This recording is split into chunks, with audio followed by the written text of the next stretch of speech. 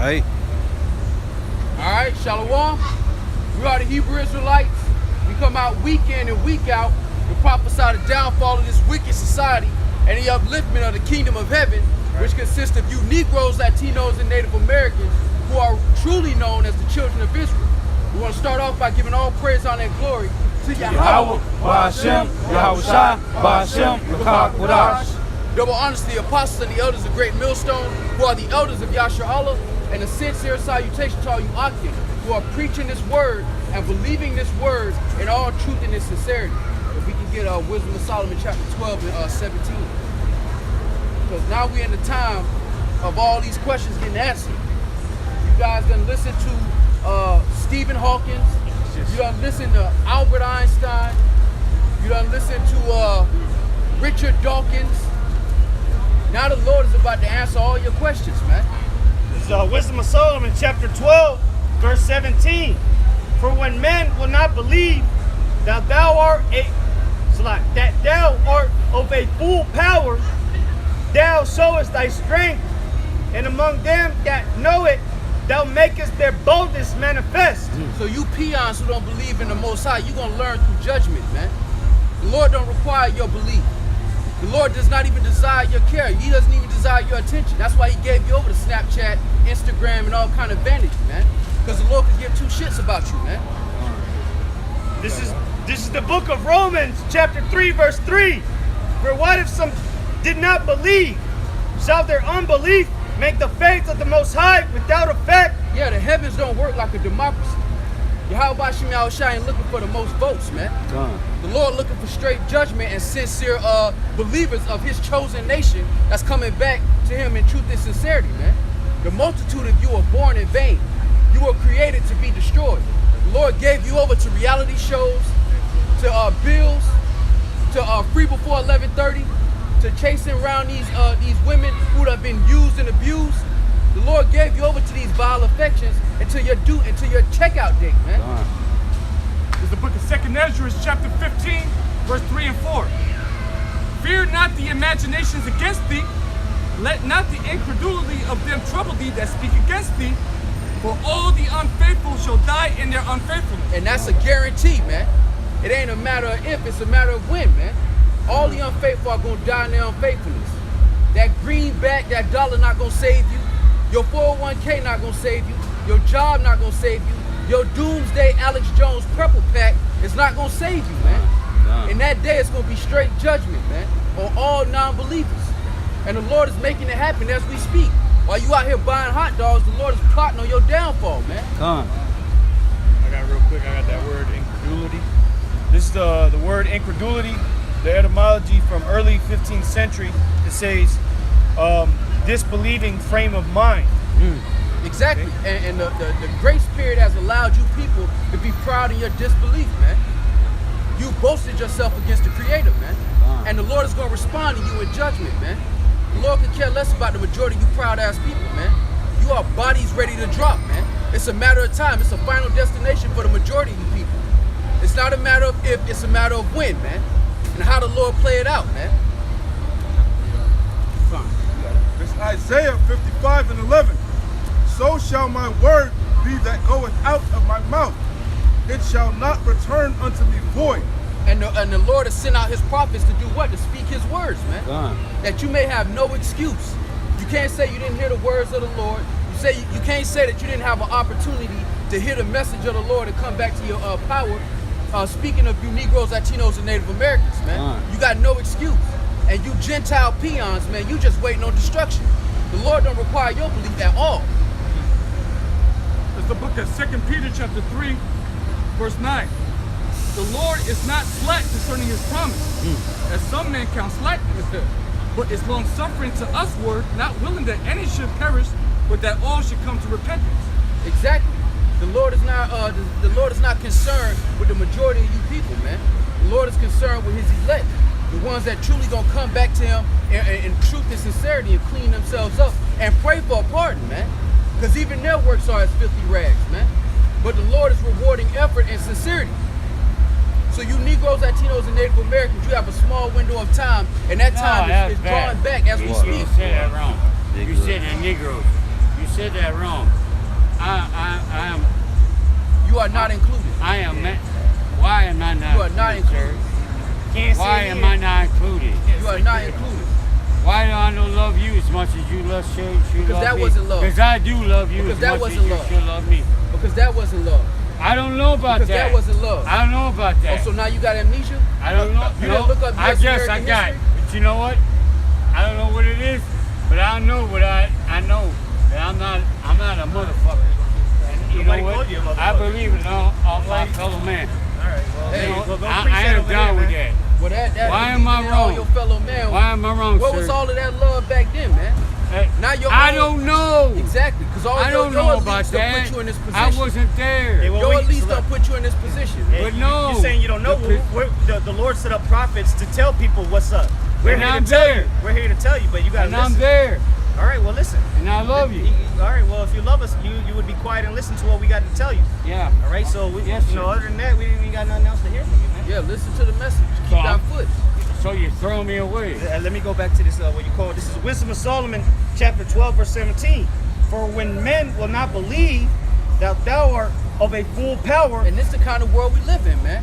Where people don't, people actually have this image of the Lord just being all slack, just like up in the heavens eating pizza, just looking down like it's whatever. I'm cool with that. Y'all can destroy it. Oh, y'all put a hole in the ozone layer. Man, that's crazy. Oh, did y'all see Satan? We gotta go get it. Y'all got this whole mentality of the Heavenly Father, and it's so far from what is actually real that you guys are gonna find out to your own dismay, man. That's why I say hearts are gonna fail for His coming, man. Because you have no idea what's coming to this earth. You have no idea what the one you ignorantly call God is capable of, I man. got you real quick. This is Amos chapter 5, verse 18. Beautiful. Woe unto you that desire the day of Every the day. Lord. To I what carry end this on is my it wrist. for you? Yeah, the Lord I not carry coming for this you on my hypocrites, day. man. That's the Lord's The Lord prayer. not coming for I you keep dirty that every day. hypocrites, man. That's where Talking I keep all that the kind of Lord's all that prayer. shit behind closed doors, I ain't man. talking no shit. Bring it to the front I street, keep that man. in the Lord's prayer right there. The Lord every is day. marking Every day I all keep it. objectives of His Every word, day. man, as we speak, man. And see, this talking literally, we shit? just manifested it. Who's We being read the mad? scripture, and now he want to talk about the Lord's prayer. I keep Well, the woe Lord's unto you prayer that right desire here. the day of the Lord. Right, You know? Every day. Every I'll day. read it I again. keep this This every is day. Amos chapter 5, verse 18. Woe unto you that desire the day of the Lord. To what end is it for you? Yeah, to what end is it for you? You ain't doing nothing the Lord asked you to do. right. What kind of reward are you expecting? You got to For sit what? in For this. what labor? For what labor are you gonna get rewarded for, man? You're gonna get rewarded in judgment. The Lord is gonna judge you. That's the reward that the Lord is gonna give to you. Your blood upon you, man. And that's what we're warning you. We're warning you that the Lord is coming to destroy many people, man. That there are gonna be many dead bodies, so many dead bodies, they're not gonna have time to bury them, man. You know Feast what? for the fowls of the I air, ask. man. A lot of I these ask. people, well, a lot of these people Every is day. missile food. All right, but a lot of these people, Amongst these before the folks missiles drop, it's gonna be food for the fowls of the air and the Right. beasts of the field, man. You know?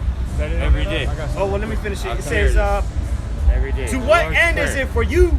The day of the Lord is darkness and not light." Exactly, man. The Lord ain't bringing flowers and candy, man. The Lord ain't bringing flowers and candy, man. Why our brothers doing the business? All right. The Lord bringing judgment, man. The Lord is coming to drop bodies, man. Yes, sir. The Lord ain't coming to play games, man. That's why I said it's going to be darkness and not light, man. The Lord is about to mask up on the majority of these people, man. And all you is a green light on the majority of the planet. This is 2nd Ezra, chapter 7 and verse 20. "For there be many that perish in this life, because they despise the law of the Most High that is set before them. Why is that bad? For the Most High hath given straight commandment to such as came, what they should do to live, even as they came, and what they should observe to avoid punishment." Yeah, this world hates order, man. This world hates the order of the Yahweh, man. That's why the Lord is going to reward this place with judgment, man. That's why we're in the midst of that judgment. And every day the Lord is bringing it bit by bit. But man cannot perceive it, man, because it's not given unto them, man. Kingdom. Got 2 more verses. "Nevertheless, they were not obedient unto him, Tell me but what a spake kingdom against is. him, and imagined vain things, and deceived I like themselves these Jones. by their wicked deeds, Where's the kingdom? and said of the Most High that he is not, and knew not his ways. Exactly, man. This world boasts themselves against the Yahweh Shema Shah, man. And because the Lord is long suffering, he's suffering it right now, man. But it's to your own shame, man. Because when the Lord actually rises up, ain't nobody gonna be able to step up, ain't nobody gonna be able to reply against the Heavenly Father when he start dropping bodies, man. It's just gonna be game time, green lights. I got a precept for you. Because the brother was saying that right there. Oh, you know, these people don't have nothing. What are they expecting the Lord to come back for? He's coming back to give you the fruit of your own, what you've sown, all right? This is Matthew 16, verse 27. For the Son of Man shall come in the glory of his Father with his angels, and then he shall reward every man according to his works. Exactly, man. So if you're not doing no works, what are you expecting, man? Right. Or if you're doing evil works, you know, you're going to receive the benefits of being an evil, wicked demon, all right? That's what you're going to receive, man. The reward of the wicked. And you know what the reward of the wicked is? Death, all right, destruction, nuclear missiles, famine, all right, death by the sword. Right. All right, so if you think this is a game and people walk by us and think that we just out here for fun, we out here to laugh at people, and no, we coming out here to give you a warning from the Lord. Yes, sir. It's not a game, man. And if you make it to the missiles, you really hate it, man. Because the Lord got famine, race wars. His people gonna rise up against our people. Our people gonna do vice versa. It's the beast. And it's the beast. Yeah, you're right. You're damn right. It is the beast. I brought it out, but I wanted to read a little bit more. Isaiah 55:11. So shall my word be that goeth out forth out of my mouth. It shall not return unto me void, but it shall accomplish that which I please. Yeah, and what has come out of the words of the Lord, man? The death and destruction in this place, all the prophecies, all right? Prophecy meaning to say before. Everything that we come out of these scriptures is prophecy, all right? We out here to warn our people. That's what prophets do, all right? The prophets warn the people before the Lord destroys kingdoms. All right, that's why the word of the Lord ain't going to return up to him void, because what he says is going to be executed, man. Go ahead, Art.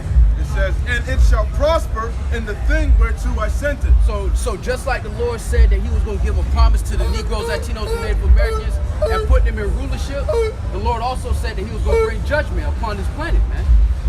But our people despise rulership, man. Our people despise their own potential for greatness, man. That's why they run from it, man. That's why they take drugs to get away from it, man.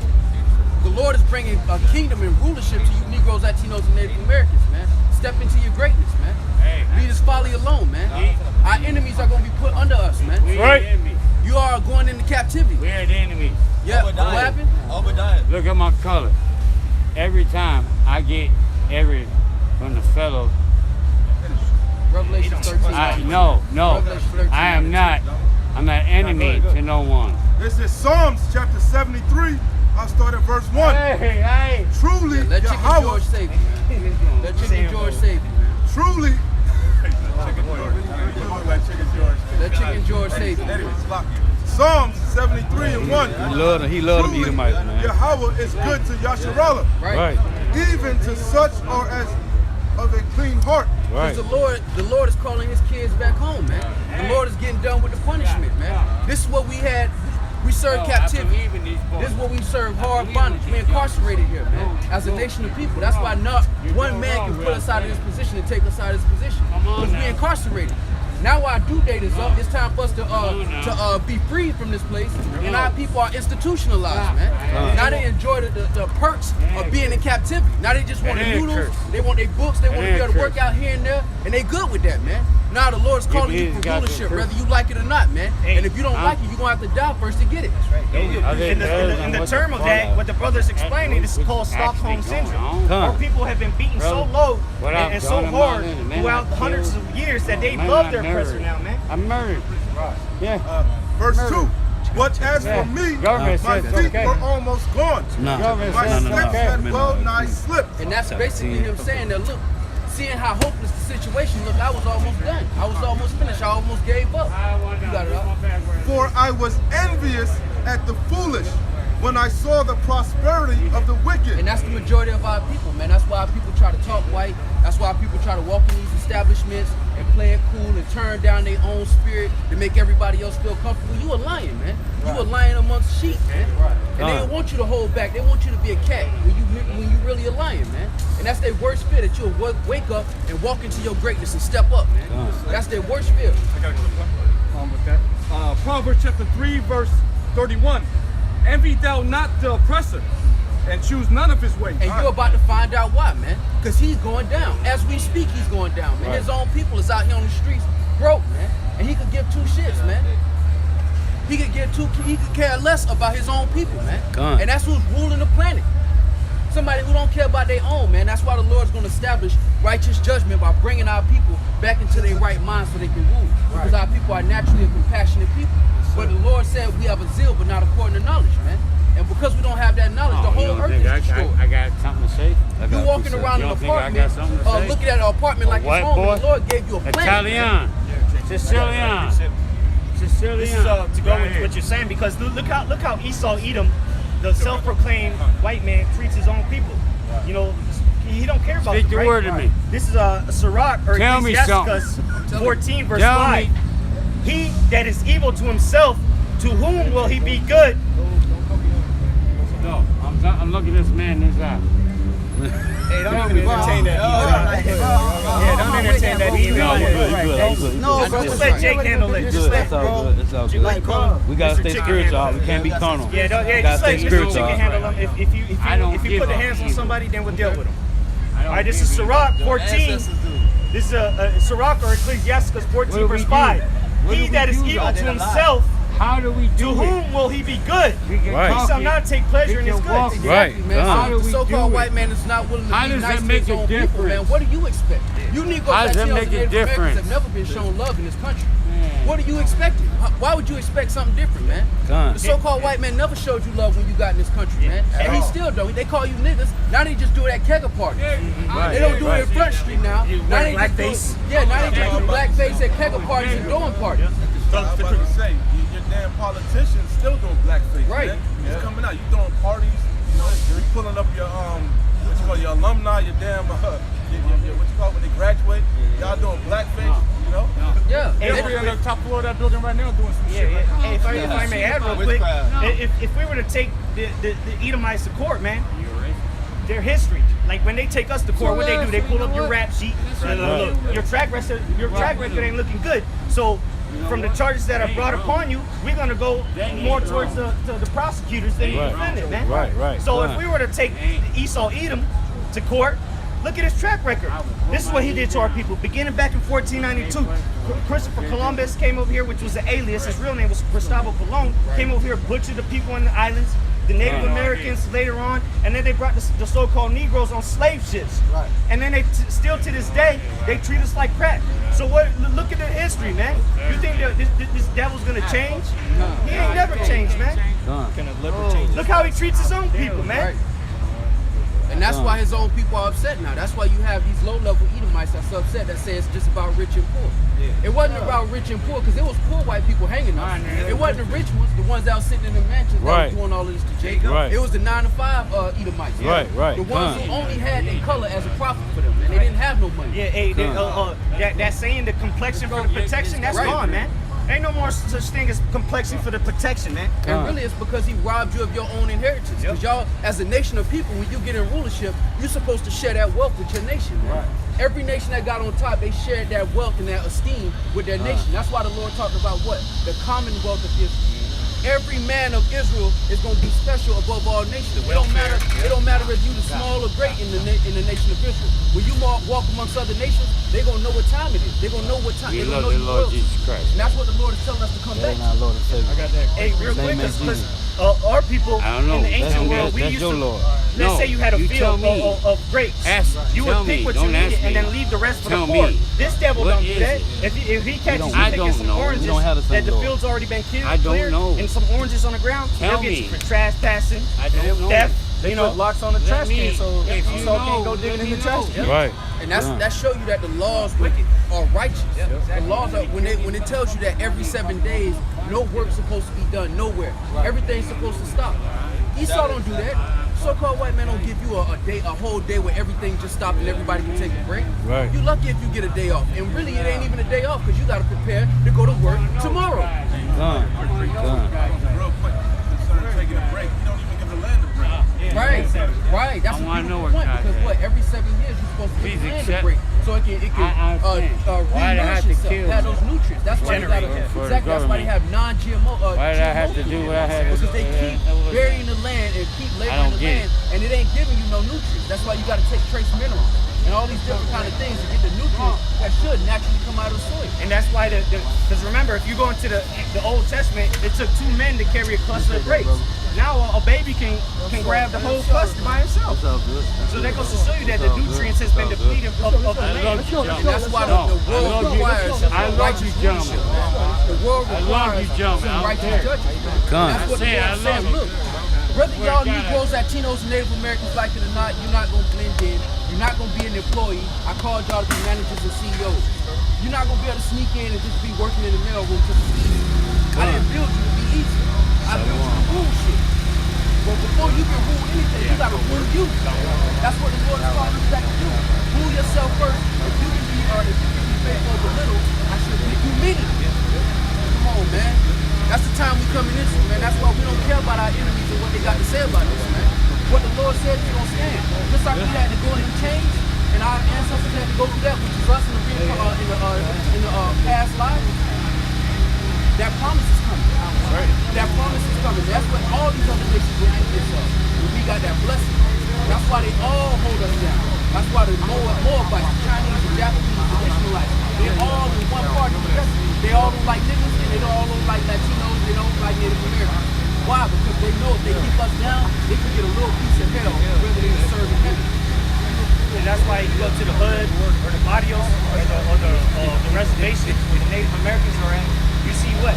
Nothing but liquor stores, churches, China shops or whatever, China moons, 7-Eleven or Quick and Stops. And what they selling? They selling nothing but cigarettes, blunts, OEs. You know, just nothing but poison. That cheap chicken, Takis.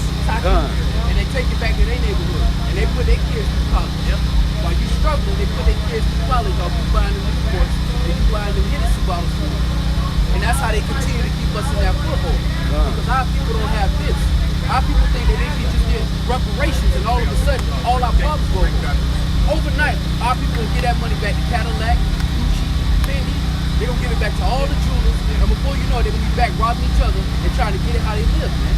The Lord said our problem ain't economic, it's spiritual, man. Our people got to have a standard, man. And our standard is the scriptures, man. You brought up leaving the poor. This is the book of Obadiah, book of Obadiah, verse 5. If thieves came to thee, if robbers by night, how art thou cut off? Would they not have stolen till they had enough? If the grape gatherers came to thee, would they not leave some grapes? Exactly, because in our ancient tradition, when you had land and you had food on your land, what you were supposed to leave some. So if somebody's poor, It ain't bad. I ain't eating them. I know that's your it's brother. bad. Even if I you're don't in hard know. times, that's your brother. I wanna see Even it. that, after 7 years, God damn it, give me a if that break. man won't give you I money mean to it. anybody, that man Lord, is send me clear. pain. He get to start over. Because he got a family in Israel, he got to raise too. Because you had in You know Israel, you had the it's year of wrong, man. Jubilee, which was every 40 years. Y'all believe It don't it, matter you what it believe it. was, it had to be Why cleared. should I be? Debt free. Why should my belief Hey, be come on, different? don't touch me, bro. Don't touch me, bro. And No, I ain't ain't no passing touching to you, your bro. kids. Somebody got to pay. But our people. So you got a deal white with boy what here, the Lord said. Italian. That's why That you see our people in the agrees with state you. they're in because they're not with the Lord right now. I man. agree with you. They're going after the ways of the devil. I love you, And you folks. see the condition that our people Every in. And gentleman this goes all here. the way back to the Greek Empire. Beginning with Alexander the Am Great. I wrong with what I'm going Antiochus the Fourth. They all subjected our people. So I'm wrong. So I'm wrong so here. we can follow after them. And now you see the I see that. aftermath of it, man. I'm wrong here. Straight brute beast out here, man. You know, I got a quick precept. This is Lord Psalms Jesus chapter Christ, 1, verse 6. For the Lord knoweth the way of the righteous, Right. but the way of the ungodly shall perish. Exactly. The Lord's going to remove this way of life out of the earth. Because this way of life right here is not profitable for the whole planet. There may be a few people that's successful in this kind of world, but the majority of the people suffer. So the Lord wants that righteousness. wants y'all brothers to be established and judged and righteous. That's why he tells us to come back. Come back, get your mind right. Once you get your mind right, once I get you your heritage back, and I put you back on point, the same way the so-called white man sit in these courtrooms and give people 40 years to kill the dog, Negroes, Latinos, and Native Americans gonna sit there and conduct the true judgment. Not the judgment that's here, where if you got enough money, you can buy your way out of iniquity. It ain't gonna work like that in the kingdom. If somebody steal a man's woman, that man get put to death. Ain't no debates about that. Ain't no, well, how much is his bond? What's his lawyer money? Nah, and it's not gonna be. There ain't gonna be no jails or prisons like they have now, where you sitting in there for months at a time until you get a court date. Now you're gonna get judged, and that's it. You might be in there for a couple of hours because there might be a couple people in front of you, but you're gonna get judged that same day. You commit a crime, you might get put up to death on the spot. Like the brother used the example of adultery. You commit adultery, they're gonna drag your ass out in the streets with the woman, and they're gonna put both of you to death in the streets. And that's right. Yeah. Because you got how many Negroes, Latinos, and Native Americans are dying right now because women committing adultery? Right now. Because it's cool to take another man's woman. When you know you wouldn't want no man to do that to you. That's what the Lord said. Real quick, that's applying to other nations, man. In the kingdom, we're gonna be perfect. It's always gonna be in our inward part. Right. So we're not gonna have to worry about going on. But the other nations are gonna go on. And that's the judgment for us going into that. The other nations are gonna receive. I got to prove it. This is Exodus 19, verse 6. And ye shall be unto me a kingdom of priests and an holy nation. These are the words which thou shalt speak unto the children of Israel. And that's not everybody. That's the children of Israel. The Lord said y'all supposed to be kings and priests. And what did the priests do? They teach the laws. They were the ones that handled the things of the Most High. Only the priests would go into the temple and do the sacrifice. Shalom, we got next, Mac. Shalom, y'all about Shima Shop, Shima Crocodile. So-called Haitians. Aaron. Aaron might be Joe Dirt, yeah. But that's the thing. His brother here, he always watch us. I was telling him Shalom, yeah.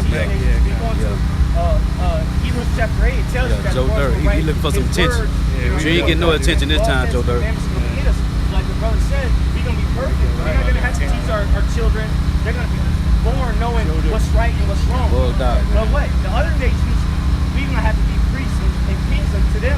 Because what? We're going to have to apply the laws to them, apply judgment on them. It doesn't matter if you're a Levite, no matter what tribe you are, he's going to be a nation of kings and priests. Right. That's what the Lord established by his bloodshed. That new covenant means the entire nation. All the males of the nation of Israel are kings and priests under Yahushua, under King David, under the apostles, the disciples, 144. All of our nations going to be kings and priests. That means the same way the so-called white man sitting in New Zealand right now putting niggas in jail for 50 years around a whole bunch of men. It's gonna be righteous men in those cities. In all cities across the globe, regulated. I was just thinking. I got a precept. Perfect. So we gonna know when they go off. Because you can't, because the Lord don't want you to get him. He don't want you to be out there like, look, you can't do that, and we still do it. That's why the Lord's not going to give us an option. He's just going to put it in sentence. So it begins with the elect. The elect are going to be made perfect through the blood of who people call ignorantly call Jesus Christ, Yahushua. The elect's going to be changed and made perfect, and the rest of the nation is going to come through the elect. And they're just going to have it. They're going to already have it. They ain't going to have to teach them, they just going to be perfect. Because like the brother said, we would be hypocrites to be out there trying to tell them what to do. And we still subject them to the law.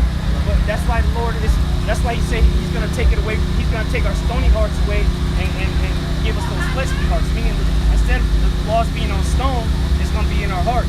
I got it. Hebrews 8, I'll get to the point. Also,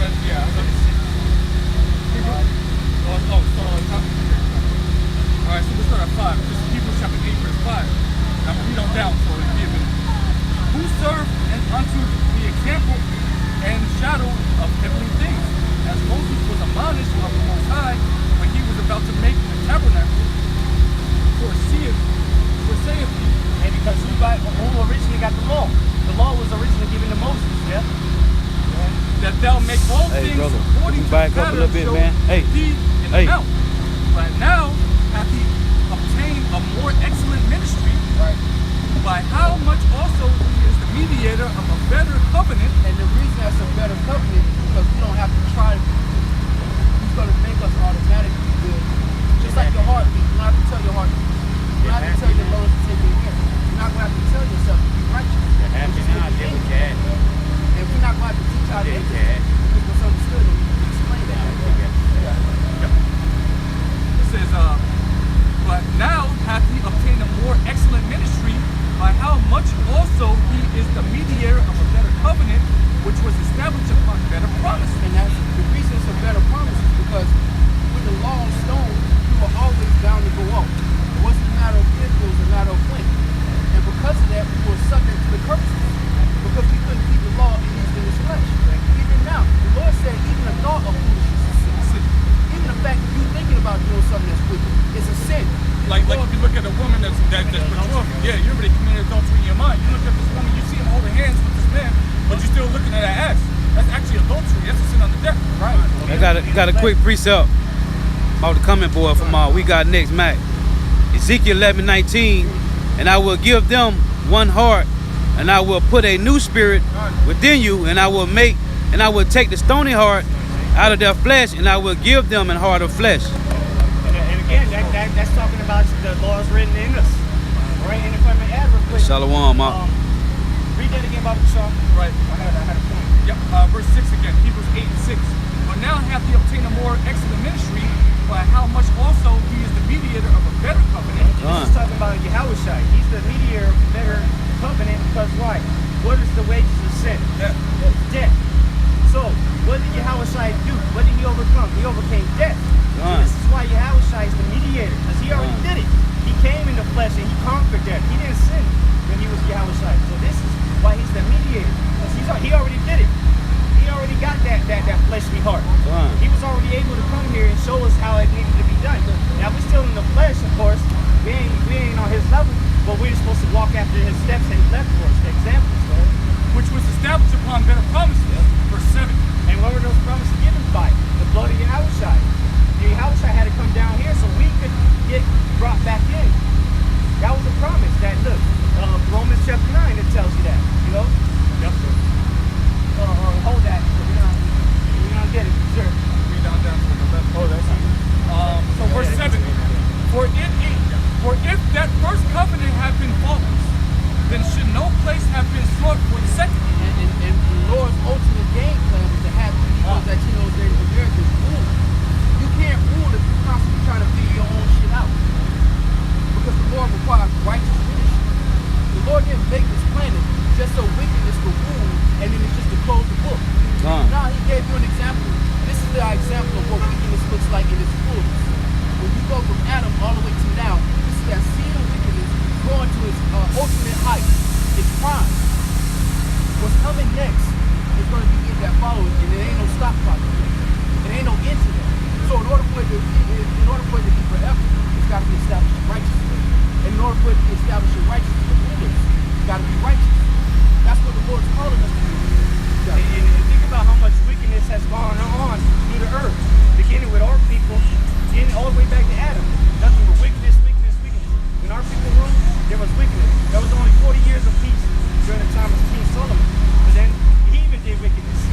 You know, and then wickedness after wickedness. The reason the Lord did this is so our people, when we get in that position, we really understand righteousness, because we've seen it all. Look at this society is it. This is the most wicked it's ever been on the planet Earth. 100%. No, bar none. This is the most wicked that Earth has ever been. Right. See, yeah, you got generators over here. Blowing no type of smoke. Yeah, women walking around half naked. That's not righteous. That's not man. righteous. Yeah, we're men and we're in the flesh and we like to look at it, but that's not righteous, man. Your woman, you let your woman out with her ass cheeks out. That's wicked. That's all. That ain't cool, bro. There ain't nothing cool about that. Read it on. Verse 8. Hebrews 8:8. For finding fault with them, he saith, behold, the days come, saith the Lord Yahweh. We're all not bad. Too close, man. You too close, man. You too close, man. We're not according to the covenant that I made with their fathers in the day when I took them by the hand to lead them out of the land of Egypt. Because and he gave him, he actually put it on stone. Like the brother brought out the stony heart. He put it in stone when he brought them out of Egypt. But they had already knew. The law was verbal before then. That's how Abraham knew what to do. That's how Cain and Abel. That's why Cain gave the wrong sacrifice, because the law was verbal at that time, you know. And the promises originally were given to Abraham and it was passed down until the time of Israel. You know, their deliverance was coming from that time. The time of Egypt. So it says, not according to the covenant that I made with their fathers in the day when I took them by the hand to lead them out of the land of Egypt, because they continued not in my covenant, and I regarded them not, saith the Lord Yahweh. And it said that finding fault with us. Because it wasn't that the law wasn't perfect. We were imperfect. We couldn't keep a perfect law in this body. Verse 10. For this is the covenant that I will make with the house of Israel after those days, saith the Lord. I will put my law. Real quick, it said after those days. It hasn't happened. This is a prophecy. And this is being reiterated from the book of Jeremiah. Jeremiah chapter 31. So again, there's no new prophecies in the New Testament. They just reiterate the old prophecies that were spoken of already. So it says, for this is the covenant I will make with the house of Egypt, the house of Islam, the house of Israel. Alright, I know. Let's start again. Let me start that again. Verse 10. Video, brother. I saw him make a video on me. For this is the covenant that I will make with the house of Israel after those days, saith the Lord Yahweh. I will put my laws in their mind and write them in their hearts. And I will be to them a God or a power, and they will be to me a people. Because the Lord doesn't regard us as a people until we come back in obedience. Your father ain't going to reward you for doing nothing, man. If you do, that ain't a good father. That's why we're in this position. It told in Ecclesiastes 17:17, the Lord called this nation, the Negroes that tell the Americans his firstborn. And you his firstborn son. Just like that analogy of the father and the son. Whenever in life you don't do what your parents say, your father eventually he's going to kick you out the house. And that's the same thing that the Lord did with Israel. That's why we became profane. Right. That word profane means outside of the temple. We were casted out from amongst the presence of the Lord. You know? And that was to show us discipline. That's how the Lord show us love. Because if you're the firstborn son, you're the inheritor of all things under the one they call Jesus, Yahweh Shah. He's big bro. He's our Lord, but he's big bro. He's the brethren. He's up. If he moved, it would be made like unto us. So he's the first of many brethren. But really the Lord requires the entire nation of Israel, all the sons of Israel, to come back in their right mind. That's why we out here now. That's why we over here in the United States wearing jeans and shoes and all, instead of being in our own land and our own heritage, protected by the Heavenly Father. The Lord cast us out because we didn't do what was right. The Lord, that's like you've been in your father's house, you don't want to wash the dishes, you don't want to take the trash out, you just want to play 2K. The Lord done warned you a couple times, but you got your my career popping, so you like, man, a couple more hours and I own it. And the Lord, and one day the Lord said, nah, get up out the house. Let's see how you do it. Since you know so much, let's see what NBA 2K taught you. Go out here in the world and get it how you do it. And that's why we out here. That's why our people out here struggling now. Because the Lord told us to go out here and get it how you do it. If you don't want to listen to me, go out here and see how it works with you. I got a quick precept for you. This is part of the law. That's because we're the sons of the Most High, right? This is Deuteronomy 21:18. If a man have a stubborn and rebellious son, which is the nation of Israel, if a man have a stubborn and rebellious son, We read on. This is also referring to an actual child. Okay. this is the law. The law. If a man have a stubborn and rebellious son, which will not obey the voice of his father or the voice of his mother, and that when they have chastened him will not hearken unto them. So basically, if you beat his ass, you punish him like 9 times. You beat his ass. You told him you can't do this. All right, you got to stay inside. You can't play this PlayStation. You can't do this. You can't do that. Chastised, you whooped his ass. Go ahead. Verse 19. Then shall his father and his mother lay hold on him and bring him out unto the elders of the city. So a day's gonna come where the parents are gonna say, you know what? We can't get through to this boy. All right. Tomorrow we're gonna take him, we're gonna grab him up, and we're gonna take him to the elders of the city. So you're gonna take him to the midst of the city where the elders are. All right, the gates of the city where the elders of the city are gonna be at, and you're out unto the elders of his city and unto the gate of his place. And they shall say unto the elders of his city, this son is stubborn and rebellious. He will not obey our voice. He is a glutton and a drunkard. So the parents are going to tell the elders that this son, this boy, our son, however old he may be 8, 9, 10 years old. 12, after 12. Before 12, you're not held according to the law. Yeah, come. You're absolutely right. So it'll be a son of age now. So he's actually considered a man, all right? A young man, but a man nonetheless. So you're 12 and up. Your balls drop. You can make sound decisions. But this young man is not making sound decisions. He's doing whatever he wants to do. He's making his parents like live in hell. He's telling the elders. They're telling the elders that I can't do nothing with this boy no more. Keep doing this. He's not eating to our council. He's eating the food, playing Xbox all day. Yeah, man, look at our people today, man. Just lazy as hell. Yeah, exactly. When you put it in today's terms, because that's what these kids do now. They just sit at home. They eat Cheetos all day. They wake up late as fuck. They don't get no application for their job. They play Xbox. So they ain't never wrong playing Xbox. But if you don't have a job and you have responsibilities and that's what you're doing with your time, then you got a problem. And the parents, you think the parents have a problem? Of course they do. Go ahead. Verse 21, and all the men of his city shall stone him with stones that he died. And you got to understand, because the nation of Israel, the Lord was in the business of nation building. Yeah. So when you had a son, if that son is lazy at 12, how you supposed to give everything to him and expect him to raise your grandkids? It ain't gonna work like that. Take care of your land. If he's 2 or 3 generations, your family done. Yeah. It's a business. You can't afford to have that going on in your household. That's what the Lord is saying. Look, treat your nation as business model. Love your brother as you love yourself. That's when you keep everything going together. And that's why they would bring him out into the streets for this purpose right here. Verse 21 again, and all the men of his city shall stone him with stones that he died. So shalt thou put evil away from among you, and all Israel shall hear and fear. Ultimately, what that's going to do is it's going to put fear in the rest of in the whole community. Right. So because you're bringing them out in the midst of the city, you're being stoned. You're not being stoned in somebody's backyard. You're being stoned right up here on Main Street. Right. Okay, and this whole courtyard is full of people, and they all got rocks in their hand, and they taking part of the stone. Right. This is something they used to do in the ancient world. This guy's wicked. You got to get this guy out of here. He's a poison to the community. So if you keep this guy here, what's going to end up happening? He's going to grow into be an elder man, and then the young people are going to start looking up to this guy and taking after his ways. Right. Now you're going to have a whole bunch of wicked little niggas running around. If I can say this, if that happened to your homeboy, and it was your friend, what would you do? You gonna put the game down. You gonna put the sticks down. Or you gonna tighten up, or you gonna keep following your up? You gonna tighten up. I'm scared as hell. Exactly. You seen the takers? I don't hide. You gonna have to do what my mom never tells me. Because the Lord was all about making public examples, man. To put the fear, put his fear in the people, man. So that's the best motivator. That's the best motivator. Fear is the best motivator. Because what's Esau do? Esau put him in the electric chair behind closed doors, man. I guarantee you, if Esau was to pay for you electric chairs, everybody people would pay watch. for it and get scared as hell, man. Oh shit, he got killed for robbing or doing this. Oh, I'll say I ain't this. doing that, you know. Or even say this.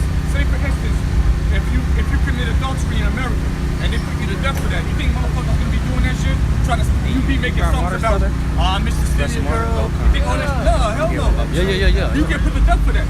Or you went to the LGBT. That's a sin under death.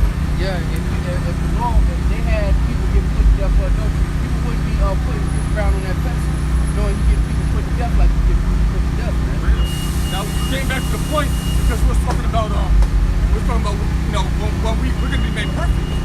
Okay, so the nation of Israel, we're not going to have to really do it. We're not going to have to have those kind of judgments in our community, because we're going to be the ruling class and we're going to be made perfect. We're going to be right. We call it joint heirs. You have a shot. The Lord. So we'll read the end of this Hebrews here. Hebrews chapter 8, verse 11. It says, and they shall not teach every man his neighbor, and every man his brother, saying, know the Lord, for all shall know me, from the least to the greatest. Yeah, so from King David all the way down to the least of the nation of Israel. Everybody gonna know the Lord. Everybody gonna have his laws in it, man. There ain't gonna be one stubborn child. The reason why the Lord made us go through all this is so we learn. We learn. It was a lesson. Appreciate righteousness. Right? Because we're gonna be perfect. Ain't none of our kids gonna get stoned in the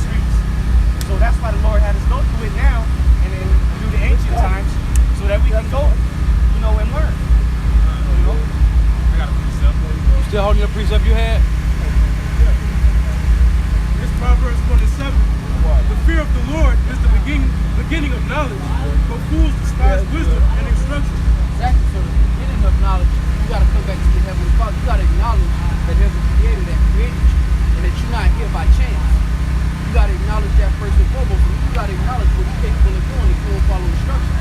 Especially for you Negroes that tell us in every American. If your history has to taught you anything, it should tell you that Yahweh Shem Shah is about that. He is about all of that and then some. You want to go there with him, all he got is time. All he got is time. You want to struggle against your maker and he wants you to be CEO and you fighting to be an employee, he got time. How you want to play it?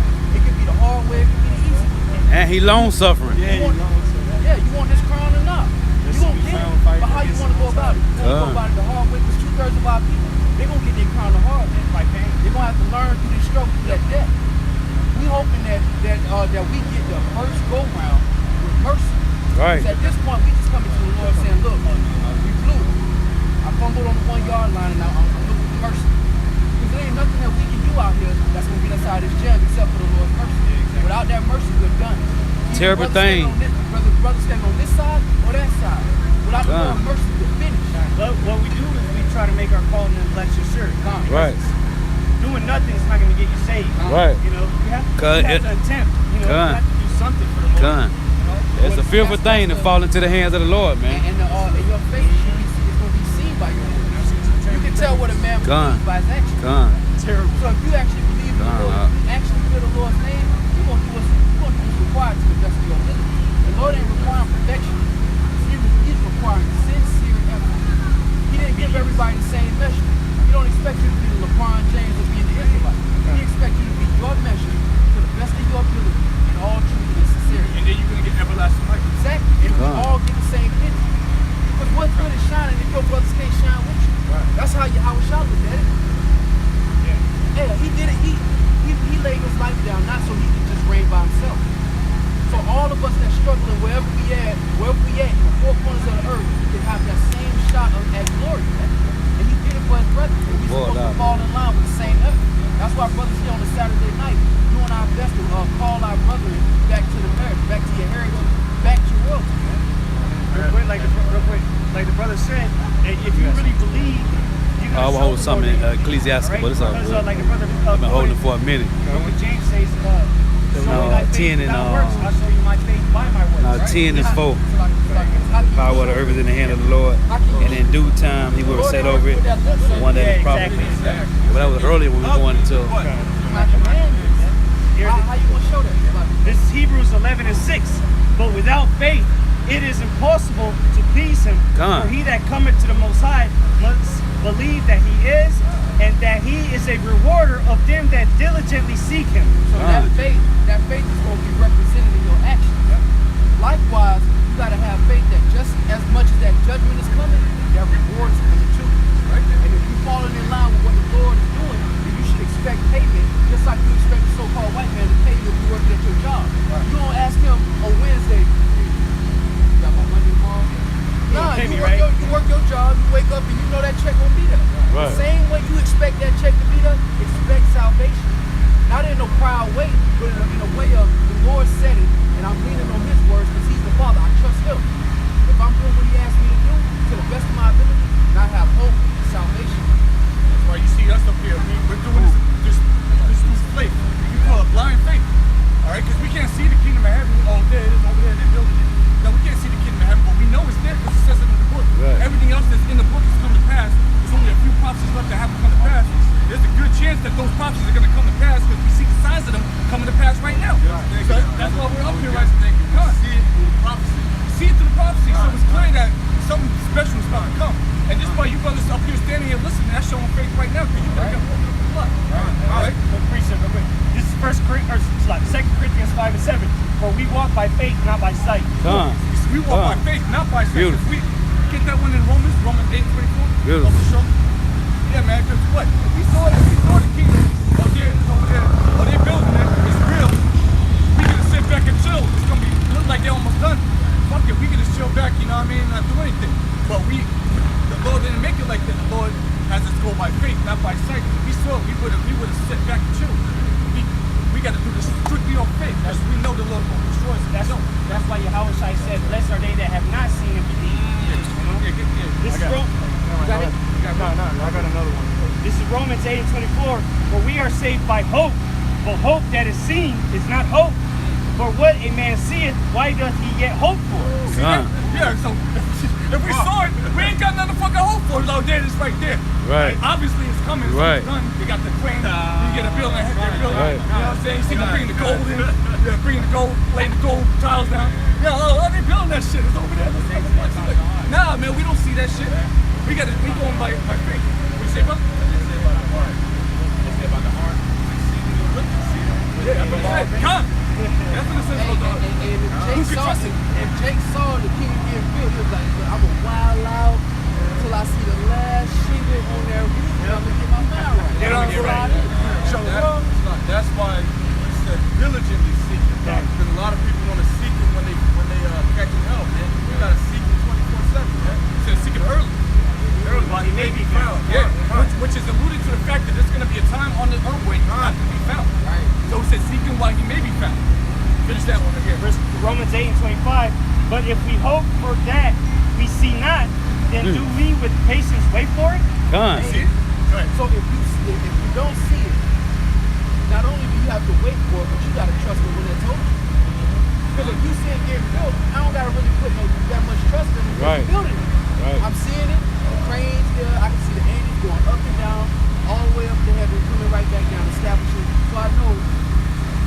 Just a matter of time. A couple more years, yeah. If it's not, if the Lord has it right now, how He has it right now, it's all by faith. That means you gotta show that you gotta show your Father you trust Him. Right.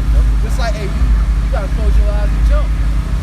Faith is the substance of things hoped for, the evidence of things not seen. Us going into slavery is one of the biggest parts of prophecy. Right. If that went down, if the Lord was willing to do something to His people that He loved, He allowed our babies to be cut out these stomachs. He allowed men to marry wives and have a man come in and lay with your wife and then give her back to you that same night. And these the people He loved, man. And he allowed another nation to take on our heritage and just completely just drag us through the mud. He allowed you to be called a color in the crayon box. That goes to sanctification. Right. So if you went through all of that, if He was willing to do all of that for the people He loved, you think He would stop short on blessing them? Why would He do that? To the people He loved. Would you do that to your child? Would you kick his ass and then not even reward him? Just like, take that L. Yeah, take him to get ice cream afterwards. Hold that. Nah, He said He's gonna reward us. He said this is a light affliction compared to what we gonna get. Because 400, 500, 600 years, even if the Lord pushes to 800, it won't equal up to eternity. You can't get around eternal rulership. You got a The precept. points in 10. You got a precept. Go ahead, read yours. The points in 10, but I'm going to start at verse 6. This is Sirach chapter 2, verse 6. Believe in Him, and He will help thee. Order thy way aright, and trust in Him. You gotta trust Him. You gotta, just like that analogy about your paycheck. You work, you expect to get paid. You don't question Him every day until that payday, and then you like, now I'm gonna do the same thing the next week. No, you expect that check. You gotta trust in your Father the same way you trust in these people who give your money. You gotta trust in the Lord. Verse. Double check. You start at 5. All right. This is Sirach 2 and 5. For gold is tried in the fire, and acceptable men in the furnace of adversity. And those acceptable men are Lord willing. You see some standing right here. You see some standing over there in Atlanta. You see some standing in Miami. You see some in LA. You see some in London. One looking in the mirror. Yeah, when you go home, look in the mirror, you look, hey, you an acceptable man. Because Lord willing, you believe in Yahweh Shem Yahushua, you believe in His prophecies. Hey, so the Lord's what you're going to do is going to try you like gold. When it says try you like gold, it's tried in the fire. When you try gold in the fire, put gold in the fire, it melts down to a liquid, and then the impurities rise up to the top, and scoop the impurities out, and then the gold hardens, and the gold is more pure than what before. And then you keep doing that until it's pure gold. Try it in the fire. Try it and refine. And it does the same thing to acceptable men. Just like acceptable men are tried at gold in the fire, acceptable men in the furnace of adversity. So we're going to be tried in the fire. We're going to go through all types of life. You brought it out before, and you mentioned it's shine. The more you put it in that furnace, it starts shining more and more. Smoother. It's glimmering and shining. Go ahead. Verse 6 again. Believe in Him, and He will help thee. Order thy way aright, and trust in Him. Ye that fear the Lord, wait for his mercy, and go not aside, lest ye fall. Yeah, man, you gotta continue to have fear of the Lord, because once you start, going off, you're like, I believe, I say I believe, but you're doing everything contrary to the Holy Scriptures. You don't show fear of the Lord, because if you really fear the Lord, you'll be doing everything in your power to please the Lord, which is what, preaching, keeping the laws, statutes, commandments. That's the ability. Go ahead. Yeah, real quick. This is just go over what he said. This is James 1:22. Right. This is James 1 verse 22. But be ye doers of the word, and not hearers only, deceiving your own selves. Yeah. Because wisdom can only be wisdom to you when it's applied. It's just knowledge until you actually apply it. That's why the Lord puts us through these trials and tribulations.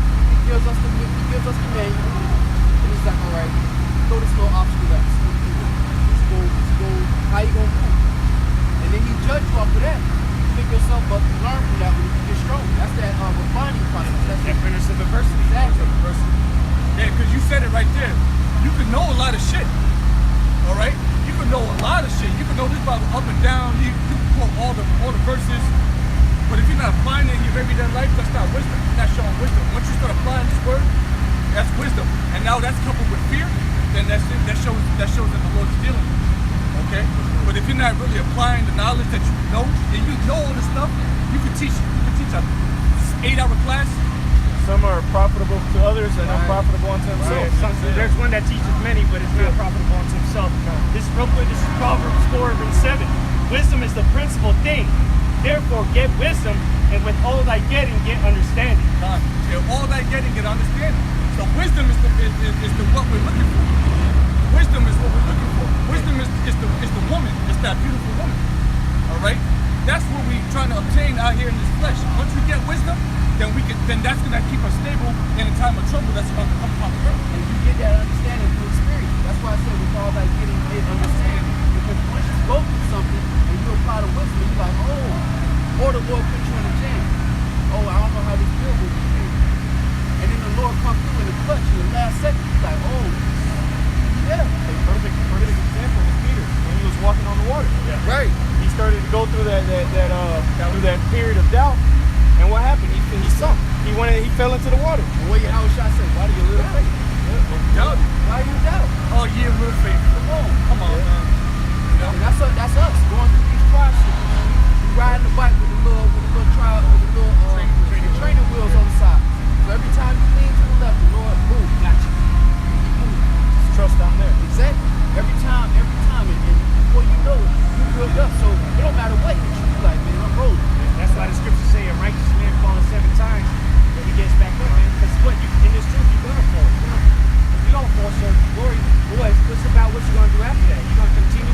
You're gonna apply what you just learned, because everything, all the trials we go through is for our learning. So we can get up and continue to push, but to take something from what you just went through, or you see somebody else go through something, you take everything is for your learning, man.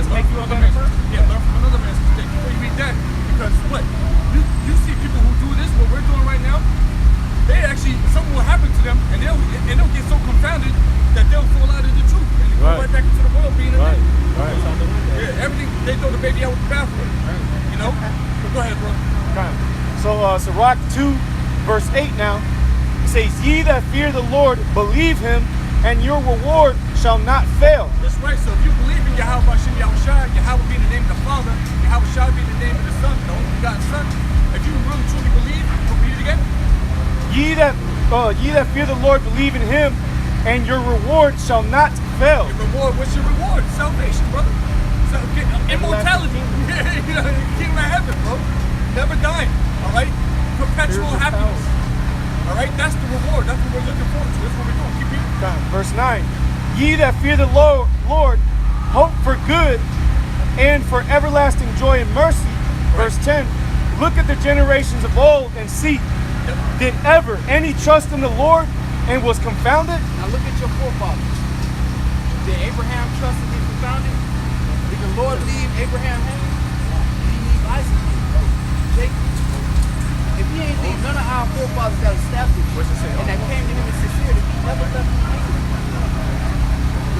at us like, what's y'all problem? Right. Your daddies. The three holy children. Your Daniel. Daddies was in the pit and they stood. Shadrach and Abednego. Yeah, man. What's y'all problem? That was And I come to every Right. time. about to get told to the Even Right, 2/3 of right. our people I love to that go don't use know about the them Lord, out to go they too, reject man. the Lord's message. The Yeah, Lord still man. wake them up. just read that the other He still day, make that sure they chapter go of wherever the their destination is and they make it back home. prayer of Make sure that Azariah. with Right, right, right. Medicaid. Yeah, man. What is your problem? That's what the Lord is saying. We gotta trust. Real quick, why does he do that for the 2/3? Well, he's doing that for 2/3 because he's gonna prepare them for judgment. Well, true, but he's long. True, but he's long suffering that all may come to repentance. Yeah, like Brother Peter said, even though he knows they're not, he's still giving you a chance, man. Right, He said right. it be stretched for That the grace long, period, all right. day long, man. Right. You're right. That's a beautiful point because all the way up until the doors of mercy close, all of our people have an option to come back to their Heavenly Father and get washed from all the iniquity they have done. All the way up until that door of mercy closes. When it's closed, it's closed. And wherever you at, that's where you at. That's how the Lord is playing. That's why the Lord gave us 3,000 years head start. He's telling us this in Isaiah, Jeremiah. It's thousands of years ago. He's like, look, there's gonna come a time where I'm gonna let y'all know what time it is. He told us that in Genesis, man. He's there to end the beginning. Exactly. Yep.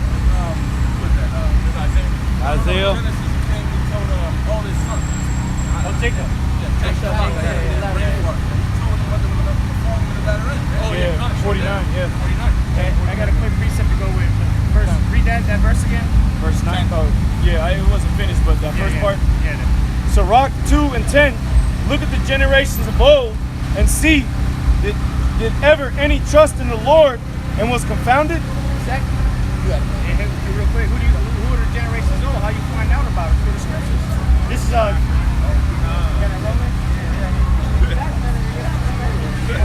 Romans 15 and 4. For whatsoever things were written aforetime were written for our learning, that we through patience and comfort of the scriptures might have hope. So you're supposed to read about King David. You're supposed to read about Jacob, Job. And you're supposed to say, okay, the Lord ain't putting me in no lion's den yet, so I can trust him. Even if he did, I can trust him. Exactly. I can trust him. Because he get this. If it came down to a burning furnace, I can trust him. They say you might get locked up 10 days. You might, things might happen to you out here. I can trust him. no matter what you go through, you can trust the Lord, man. Right. It's Romans 8 and verse 35. It says, who shall separate us from the love of Mashiach? Shall tribulation or distress or persecution or famine or nakedness or peril or sword? As it is written, for thy sake we are killed all the day long.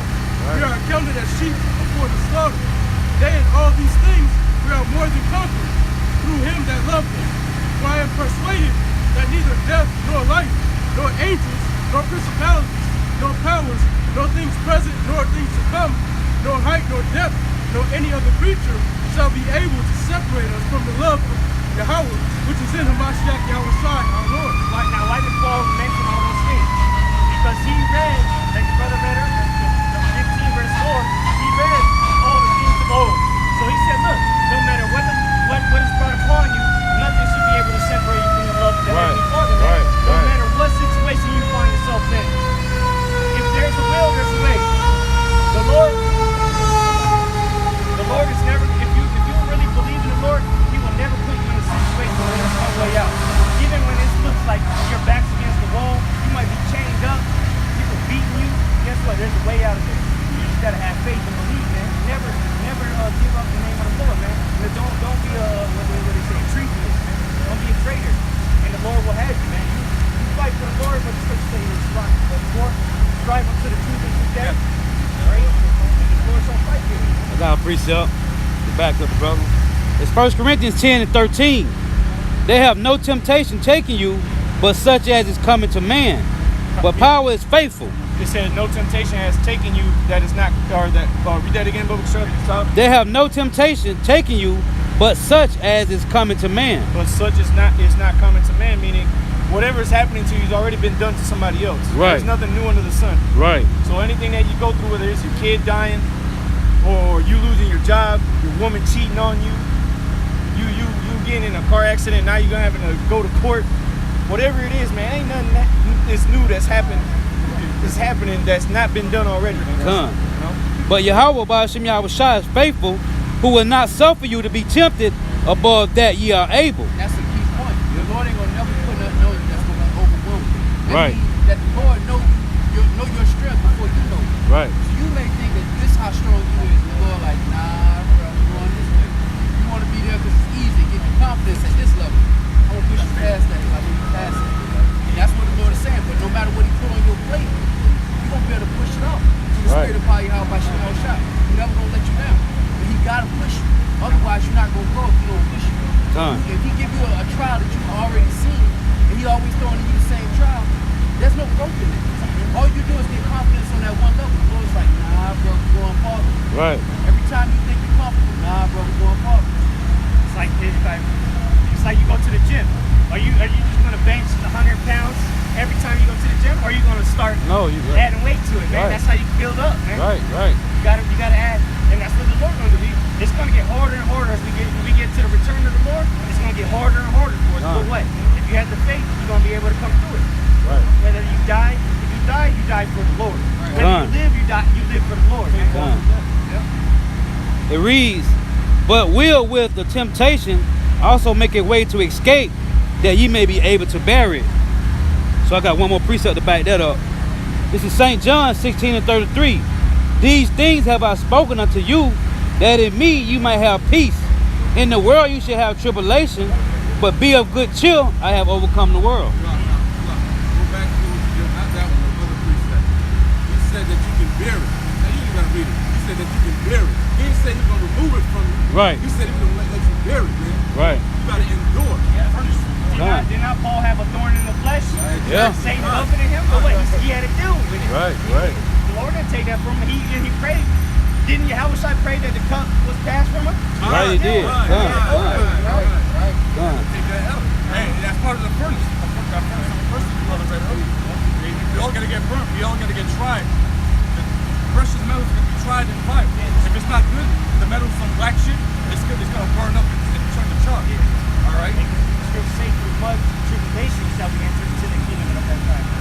Right. So These things must need to be. We have to go through these sufferings. That's what the word patience means to suffer. So if you're patiently waiting on the Lord, that means you're gonna have to suffer. Like you were patient in the hospital. Were you in the hospital? You suffering in the hospital. Right. You were patient. Right. You know? I got another precept. Right. This is James chapter 1 verse 2.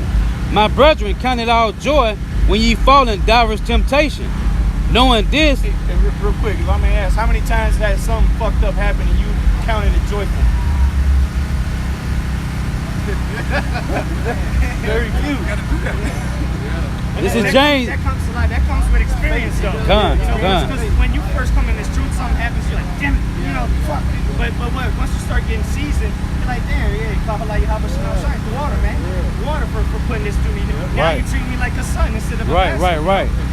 Right. If somebody want to hold that too, being chastised. This is James chapter 1 verse 2. My brethren, count it all joy when you fall in diverse temptation, knowing this, that the trying of your faith worketh patience. But let patience have a perfect work, that ye may be perfect and entire, wanting nothing. And let patience have a perfect work. That means you suffer is going to build up perfection in you, whether you go or not. The more you suffer, the more tribulation you go through and you make it out, the greater your faith becomes. You know, that's what the scripture's saying. Because what? Through experience, you're going to go through these tribulations, and through that, your faith is going to get builded up, all right? It's like, again, going back to the working out thing. When you're in the gym, you got to break the muscles down. It hurts. But what? You got to keep pushing. You got to keep going so they can get stronger. You can build them up. Hey, the brother brought out last week. He said, pain is weakness leaves the body. When you're going into the whole working out, the anatomy of it, what's causing the pain is your muscle fibers are actually getting torn up. They're separating. So what happens when you heal is they get built back stronger. And that's how the Lord is doing with us. He's tearing us up. He's tearing us through these tribulations. But then if you have the faith and you actually believe that the Lord is dealing with you and that He's going to get you through it, you're going to come back and you're going to be stronger, man. Right. You know? So next time something like that might happen to you, you'll be like, oh, man, hey, the Lord already done got me through this. I know what I got to do through the Spirit. And I'm gonna just ease on through this, man. I'm not going to let this wash me this way or wash me that way to where I go some other way, you know? And all brothers know, man, like, the fact that you're standing here right now, you know there's a moment in your life when that could have been so. And the Lord delivered you. Time and time again. Now you understand why he did it. Now you begin the real journey. Exactly. Now you, like the brother said, now you begin your real journey. Now it ain't gonna be so easy. You ain't just gonna escape scot-free this time. You're gonna be held accountable for your actions now. Come on. Got another precept. Real quick, if I may give a quick testimony, I spoke about it last time I came out here with you brothers. I had got my daughter taken away from me for this truth. I had got took to court by my baby mama. She tried to take my daughter from me, and over the course of a year, Esau got confounded, and I ended up coming out to court with my daughter. So you know, I'm able to see my daughter. Then I had about 2 years after that, I had a son, and that baby mama tried to leave me because she said she's not gonna be second to nobody, not even God. And to me, I had already went through it. So I was like, all right, wasn't bothered. Already built up for it. I've already been through this. Right, you was already built up for it, man. I was like, hey, this is nothing, man. Come on. I took it easy, you know. I mean, not that I took it easy, but it wasn't as a big of a burden on me as it was the first time around. Right. Yeah, you refined that. So I got another precept. It's Hebrews chapter 12, verse 6. For whom the Lord loveth, he chasteneth, and scourgeth every son whom he receiveth. If you endure chastening, God dealeth with you as with sons. For what son is he whom the Father chasteneth not? Yeah, it's like you were a kid, and you just do whatever the hell you want to do. Your father's in the house, or you just do whatever the hell you want to do. You smoke weed in the house, you know, you go robbing people. Your father's not correcting you, not doing nothing. Right. You're not whooping your ass. You don't really love it. You don't really care. Right. He doesn't give a shit, right? Verse 8. But if you be without chastisement, whereof all are partakers, then you are bastards and not sons. Just like that kid, he'd be a bastard if your father doesn't even chastise you when you do wrong. A real father who loves his son is going to tell his son that, hey, you know, you better stop doing that, or something's going to happen to you.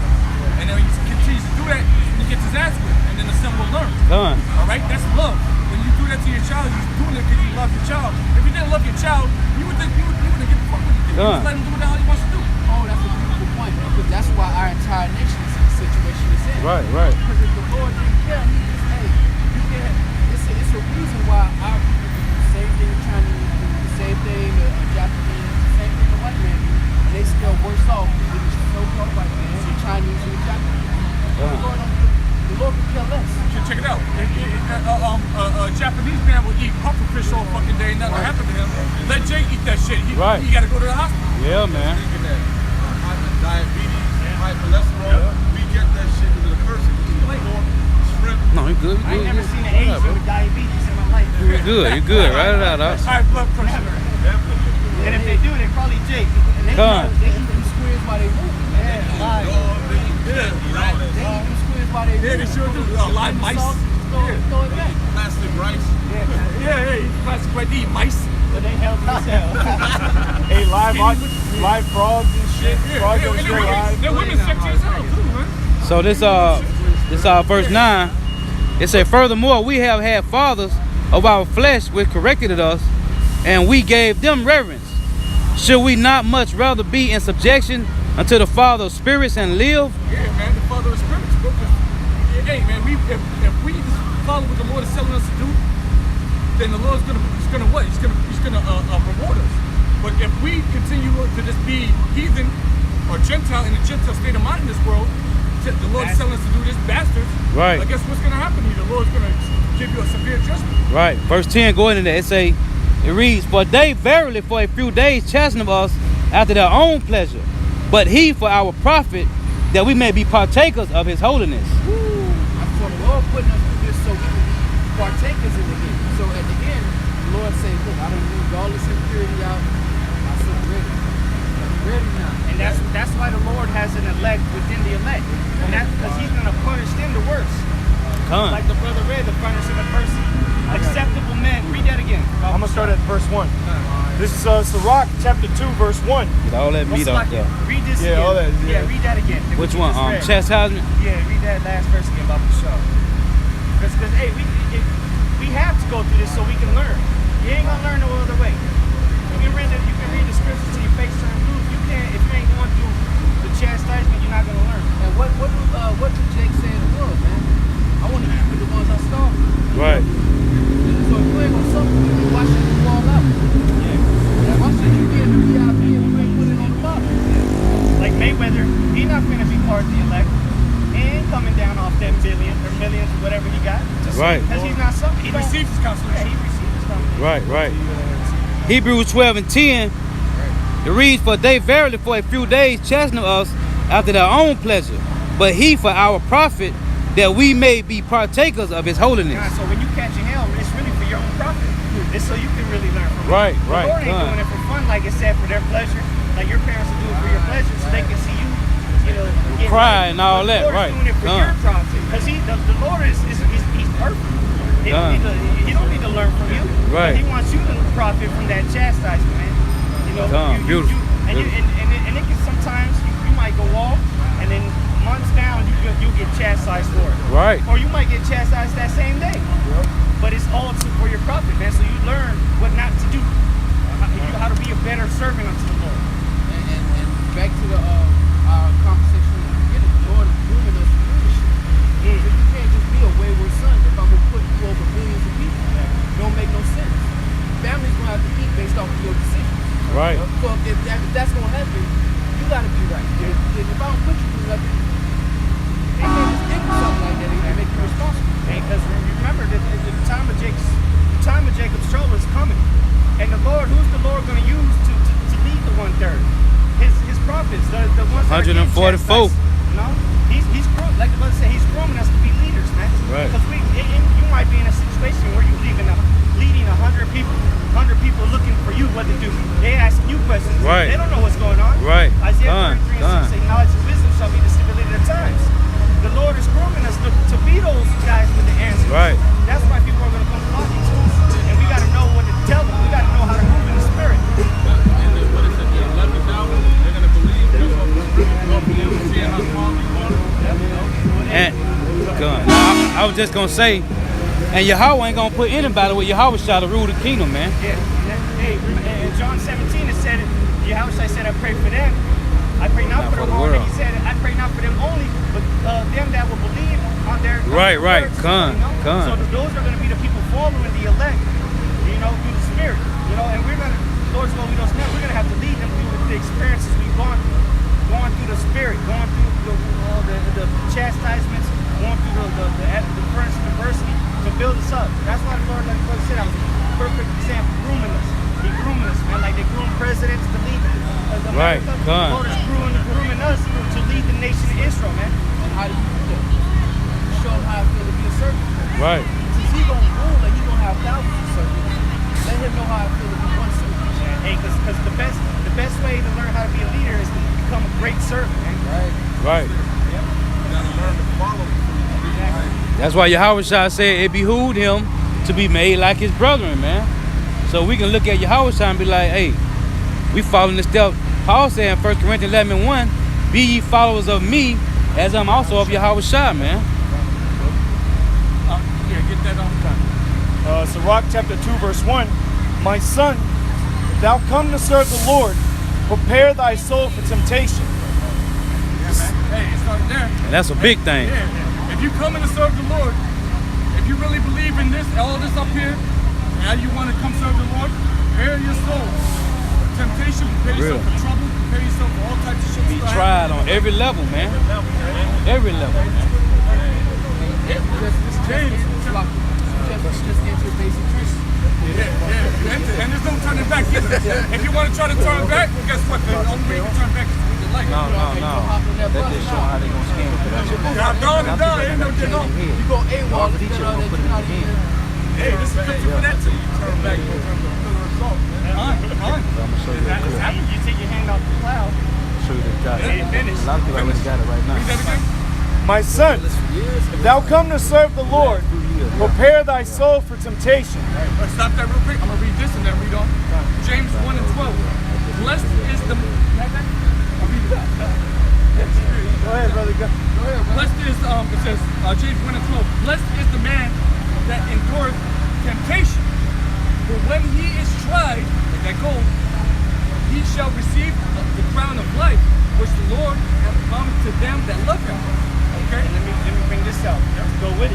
Because remember, when we read it earlier, that the Lord is always going to give you a way out.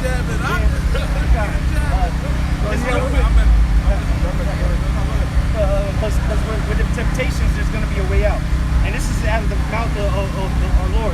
This is Matthew 6, and I'm going to just go straight to the point, verse 13, which is the Lord's Prayer. He said, and lead us not into temptation, but deliver us from evil. You know, so yeah, you're going to get led into temptation, but what? He said, deliver us from evil. So regardless, the Lord is always going to set away from you, but you got to pray unto him. You got to be sincere with him. You got to know that he's going to lead you out of that evil, lead you out of them temptations. You know. I'm going to a lot of reading just a little bit. I'm going to look up the word endorphin, right? Everybody got it. Listen, James chapter 5. The main point is going to be in verse 11, but I'm going to start at verse 7. James 5 and 7. Be patient, therefore, brethren, unto the coming of the Lord. Behold, the husbandman waiteth for the precious fruit of the earth, and hath long patience for it, until he receiveth the early and latter rain. The husbandman is the one that plows the fields, right? You know, to lay the seeds out. Go ahead. Be ye also patient, establish your hearts, for the coming of the Lord draweth nigh. Grudge not one against another, brethren, lest ye be condemned. Behold, the judge standeth before the door. Take, my brethren, the prophets who have spoken in the name of the Lord, for an example of suffering, affliction, and of patience.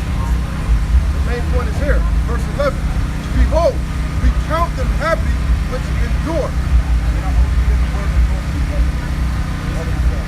The definition of endure in the book of it says to preserve under misfortunes and trials, to hold fast to one's faith in Hamashiach.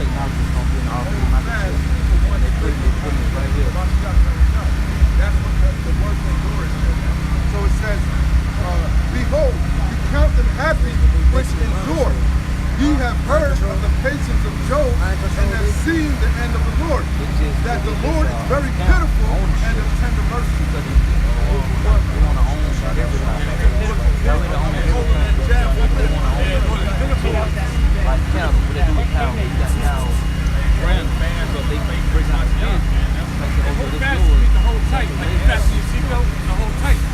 Under misfortunes and trials, no matter what. So in those times of your life, man. Meditate on the name, man. Meditate on Yahweh Shah. You'll find a many. Good man. Lord wanted to be with those who suffer. Suffer with them. He was happy to relate to see because you took that hell away. You must be allowed to read this. Hey, what they say, hey, the Lord loved wine. He said he gonna pop bottles until he would have So I'm not going to drink it.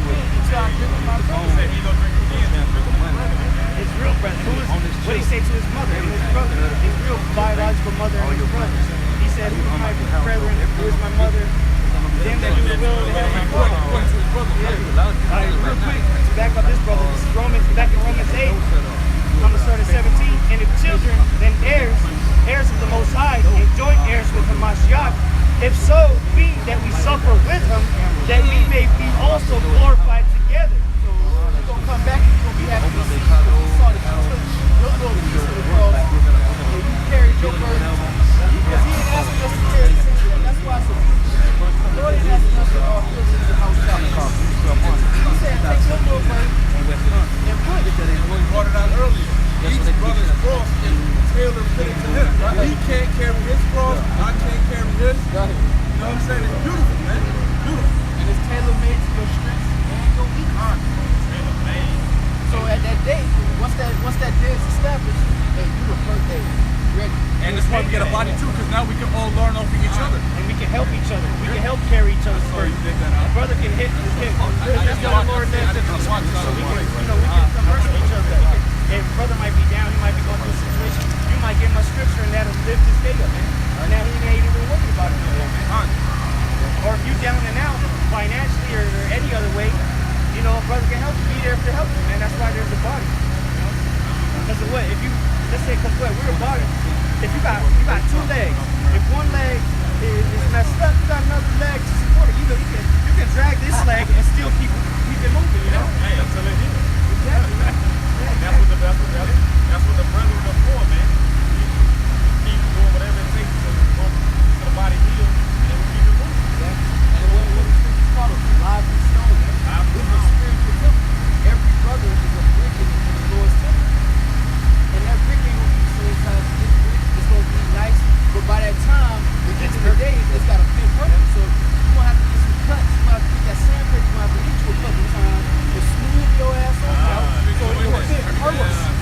You can't just be a star brick. We already got a cornerstone. We don't need another. Big ass rock. That don't fit in the temple, man. Don't nobody walk in the temple and say, they appreciate the building. That's what our people, our nation is a building. Our nation is a building, it's a body. And the Lord wants the world to appreciate our nation as a whole, not just one star brick. That's why our whole nation is in captivity, because it's either all or nothing. That's how the Lord play it, all or nothing. The Lord told Jeremiah, even now, even ourselves. And Jeremiah was, he's serving. As a young man. He been with his sister. And the Lord was like, you don't take that L with this sister, man. Y'all all get glorified in the same place. Y'all all got to go through a cycle. Shape y'all up, and y'all can be nice and good. But the other nations can say, damn, that was you really down with the project? Damn, I don't even go back home and look Israelite. In the end, they're gonna see that all the shit that we went through as a nation with all the world laughing at us, the same way they saw us on our downfall, they're gonna see us in our downfall. And they ain't gonna get us some nothing to us. They didn't have to go through it. And a lot of people do come where we come from, but they haven't changed their lives like we did. We heard this word and we were fully convinced of it. We didn't have to sit here 18 years and think about it.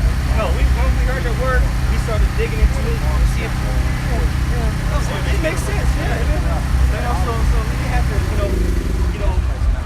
beat around the bush about it. The Lord, we heard the Lord's word. Wait, how shall I say? My sheep hear my voice and they follow me. You know what? You got to think too. The ones that the Lord deliver out of this, those are going to be the patriarchs of the families of Israel. So when all the children of our families come up in the last days, they all gonna be able to draw their line back to one of those men that heard this message that they married out on this side. They're gonna be the patriarchs of the nation of Israel. When you talk about, you're gonna have your 300 sons, your 400 sons, you're gonna be able to say, well, who's your forefather? He was in Babylon, and then he made it out. That's exactly. I'm the son of such and such, son, and then ultimately it's gonna go back to you. The Lord said, one man shall be 1,000, like a small nation. That's how many kids you're gonna have. Right. Don't you want to have, when you sit your kids down, don't you want to have a story to tell them? Like, when that battle was going on, I was in there. Right. I wasn't doing all of it, but I did a little something. And I'm rolling. Come on, man. It's better to be considered a warrior than considered, somebody that's hearing about it. Victim. On this side, you either in the field or you in the stand. Yeah. On this side, the Lord is going to either in you on the field or you in the stand. You either with us or you're not. No in between. There ain't no in between. This grace period got people thinking that it's a gray area that the Lord is like, well, on certain occasions, nah. You either in the field or you in the stand. And the Lord requires his nation to be on the field. If you're not going to be on the field, take your jersey off. It's a lot. Hey, if you ain't on the team, you ain't getting the ring. Even if you're on the team and don't play, you don't even get in the game. You cheerleading, you doing whatever your role is. Everybody don't get to play, but everybody get a ring. And even the guys that never got in the game, they get a ring, right? Because they whatever their part was, they did their part. And that's why the brother was saying, everybody don't gotta be a LeBron James. You can just be on the bench, being the best cheerleader. Be the sixth man. Be the sixth man. Be the sixth man. And a lot of times people don't even see what's going on behind the scenes. You might be the one guarding LeBron in practice, getting him ready for the game. Right. So, hey, that's how you gotta look at it. And we all get the same penny. We all get the same reward. We all get the kingdom of heaven, and our nation is exalted above all other nations. I got a precept. Our whole nation. This is to go with what we're talking about, because we like to prove everything through the Bible. This is Matthew chapter 12, verse 30.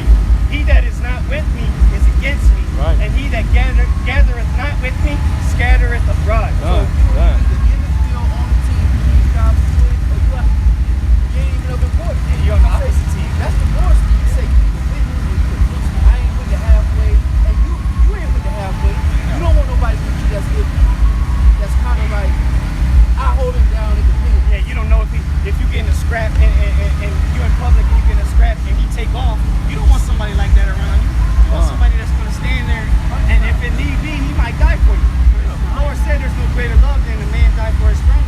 if I could say this, for us.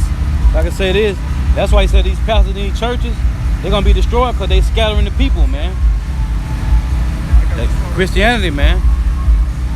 Book of Revelation, chapter 3, verse 15. This is the Lord speaking. I know thy works, that thou art neither cold nor hot. Right. I would thou wert cold or hot. So then, because thou art lukewarm and neither cold nor hot, I will spew thee out of my mouth. So the Lord saying what? Pick a side. Right. I would Right. hey, if you gonna be on that side, pick it up. If you gonna be on this side, pick it up. But if you in the middle, hey, I can't do nothing. That's even worse than being a kid. Right. Hey, what you He do? said I would rather you get What you do is lukewarm water. What you do in water that is not that hot and it's not that cold. You can't do nothing with it. With boiling hot water, you can boil something. With cold water, you can drink it. Yeah, you can do it. But if you're in the middle, if you lukewarm, Wishy-washy. you don't want to drink lukewarm water. Done. Warm to drink, but it ain't cold enough. So you get a beer that's lukewarm. This shit tastes like this, man. Right. Right. Yeah. Done. That's in the freezer for hours and then bring it back. Cold is refreshing, you know, but at the end of the day, the Lord is like, you used to be cold. That means you want the opposite side.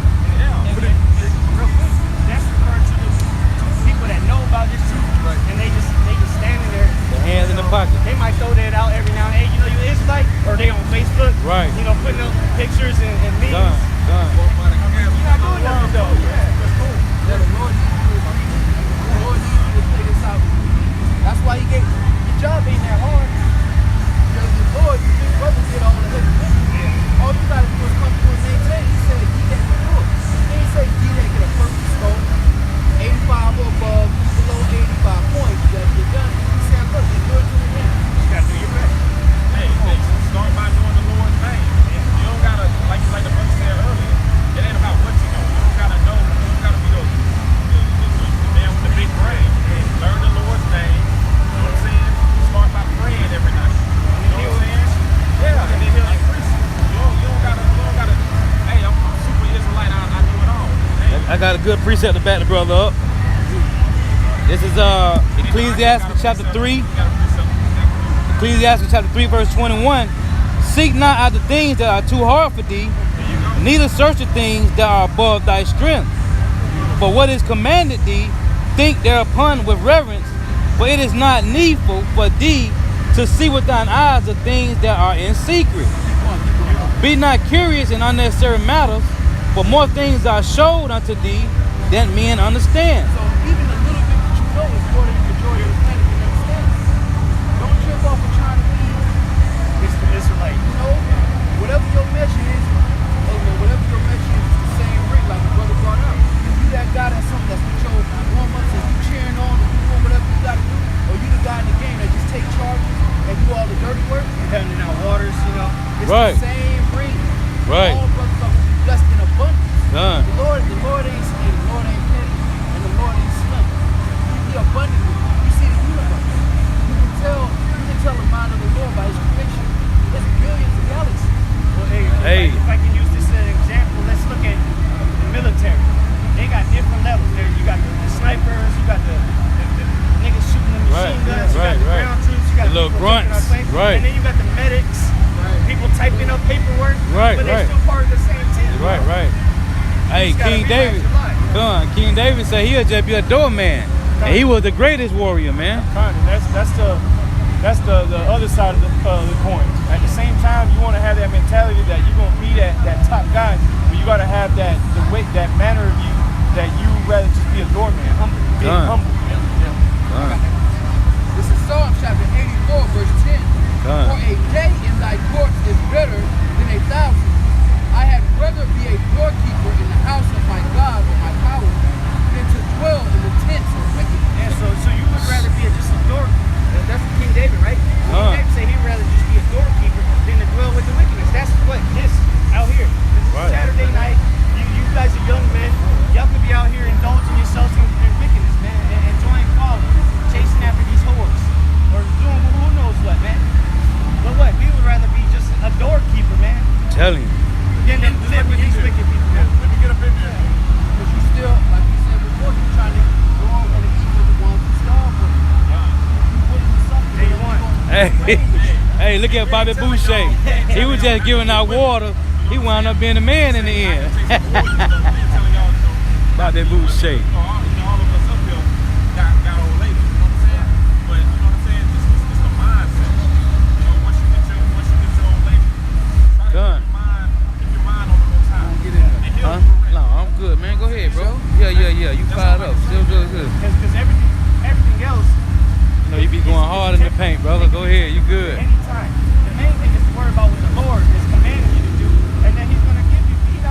We're not just sitting at home all day, just reading the Bible all day, every day. We got lives. We got jobs. We got families.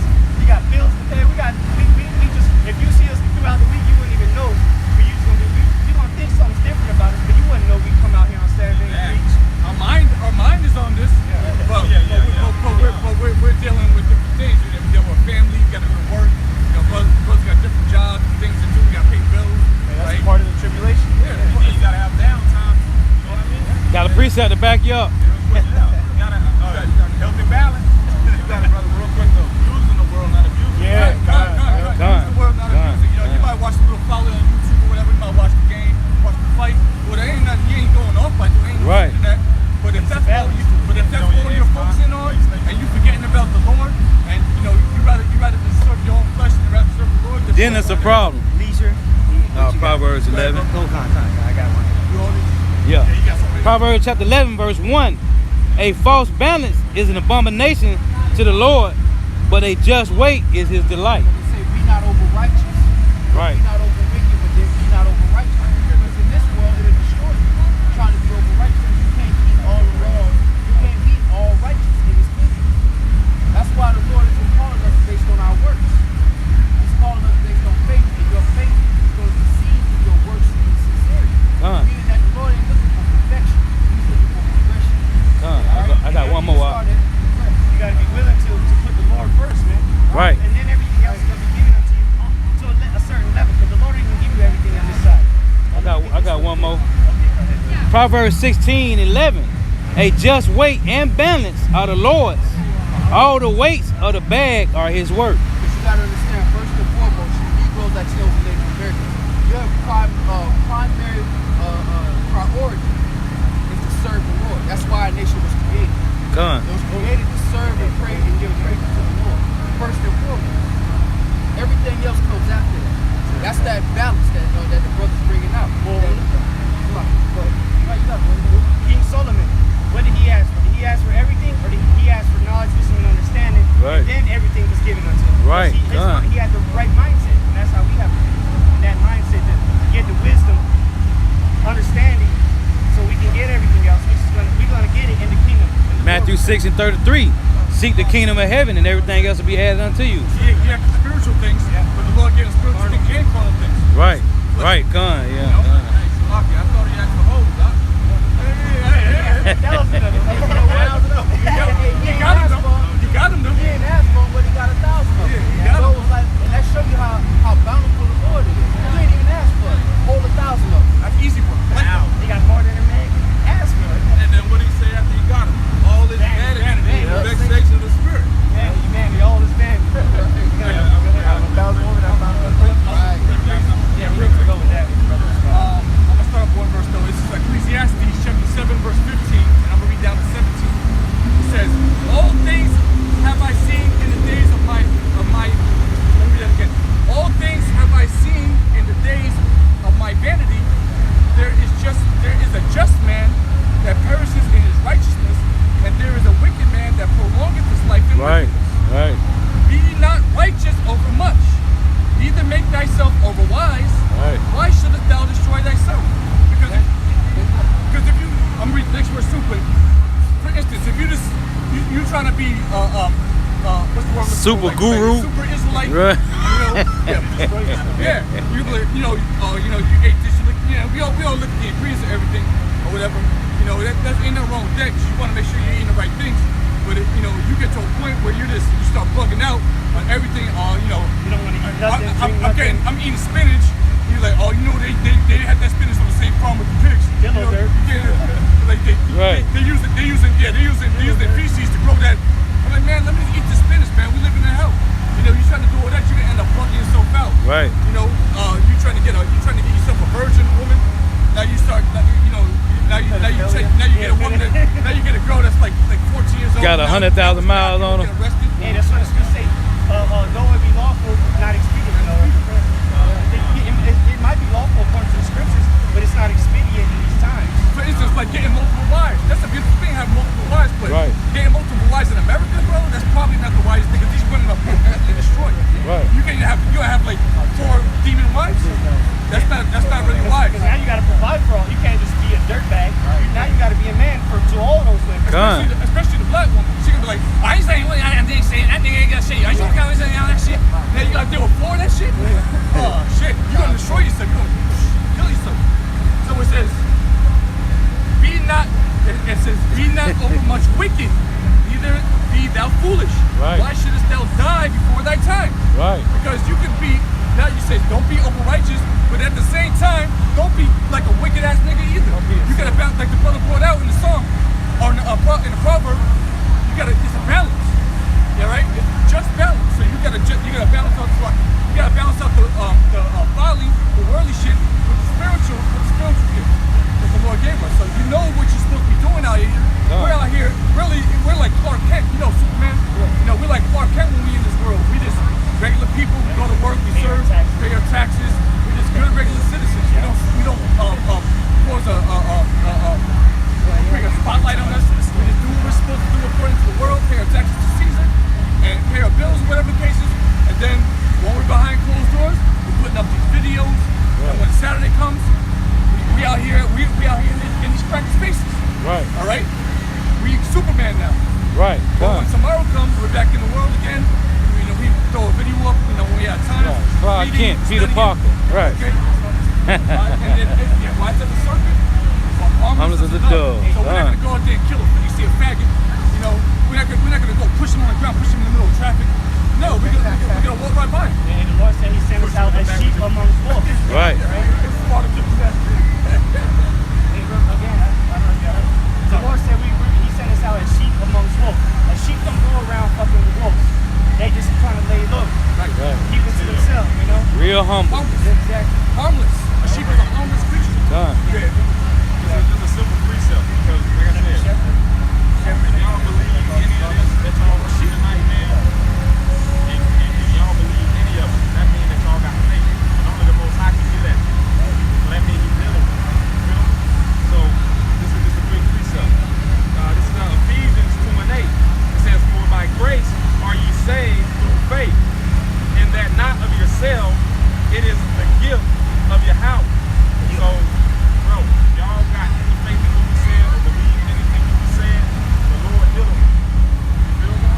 Because a lot of people come here, for entertainment. Go in one ear out the other.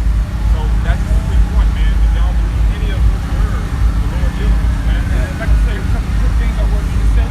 Because what? It's not, first of all, it's not even our words. The words that are coming out right now, we coming directly out of this. Hey, get that Romans 12 and 2. Read that to him. Okay. That Romans 12, 1 and 2. And another thing too, Romans 12. this is one Yeah. read the scripture. Read that for him. Read that for him, Mark. This is Romans chapter 12, verse 2. Is the verse starting at verse 1, I think? Start at 1? Yeah. Romans 12 and 1. I beseech you, therefore, brethren, by the mercy of Yahweh, that ye present your bodies a living sacrifice, And that's what we out here doing right now. He said not by living sacrifice. Go ahead. holy, acceptable unto Yahweh, which is your reasonable service. This is our reasonable service. This y'all's too. This is our calling, man. We Hebrew Israelites. The Lord looking for the elect, 144,000. Hey, we trying to be part of that number, to be kings in the new world. Go ahead. And be not conformed to this world, This is the point I want to make to y'all, brother. Go ahead. but be ye transformed by the renewing of your mind. So going to what he was just asking you, if y'all got in the faith, y'all believe what y'all hearing, we all had to put away that old baptism what we was taught from kids, what our mamas and grandmamas was taught on the plantation.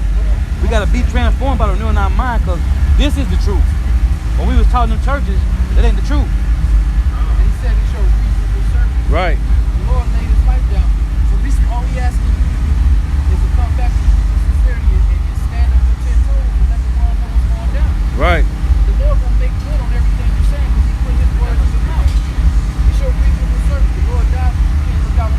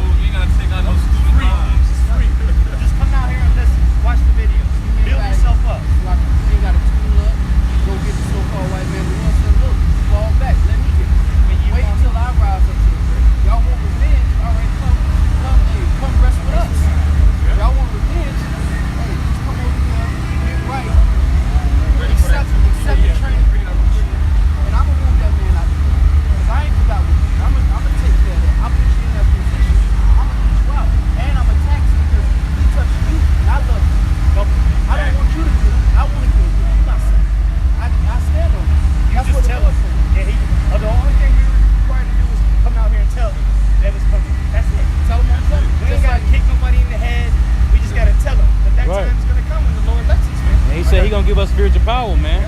He gonna give us spiritual power. We gonna pull out Superman and Thors, and we gonna be flashes, man. Scripture tell us that.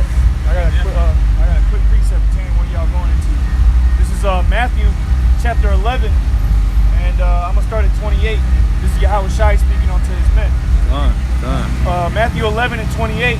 Come unto me, all ye that labor and are heavy laden, and I will give you rest. Exactly, because our people are restless. Like that old Tupac spirit. I'm lost and I'm hopeless. Because there ain't no answer. That's why I say the just shall live by faith and not by sight. Our people live by sight, and that's why they feel like it's hopeless. Because if you look at this, you use your two eyes, you think that it's hopeless. So-called white man just gonna reign forever. You just gotta get it how we live. Nah, man.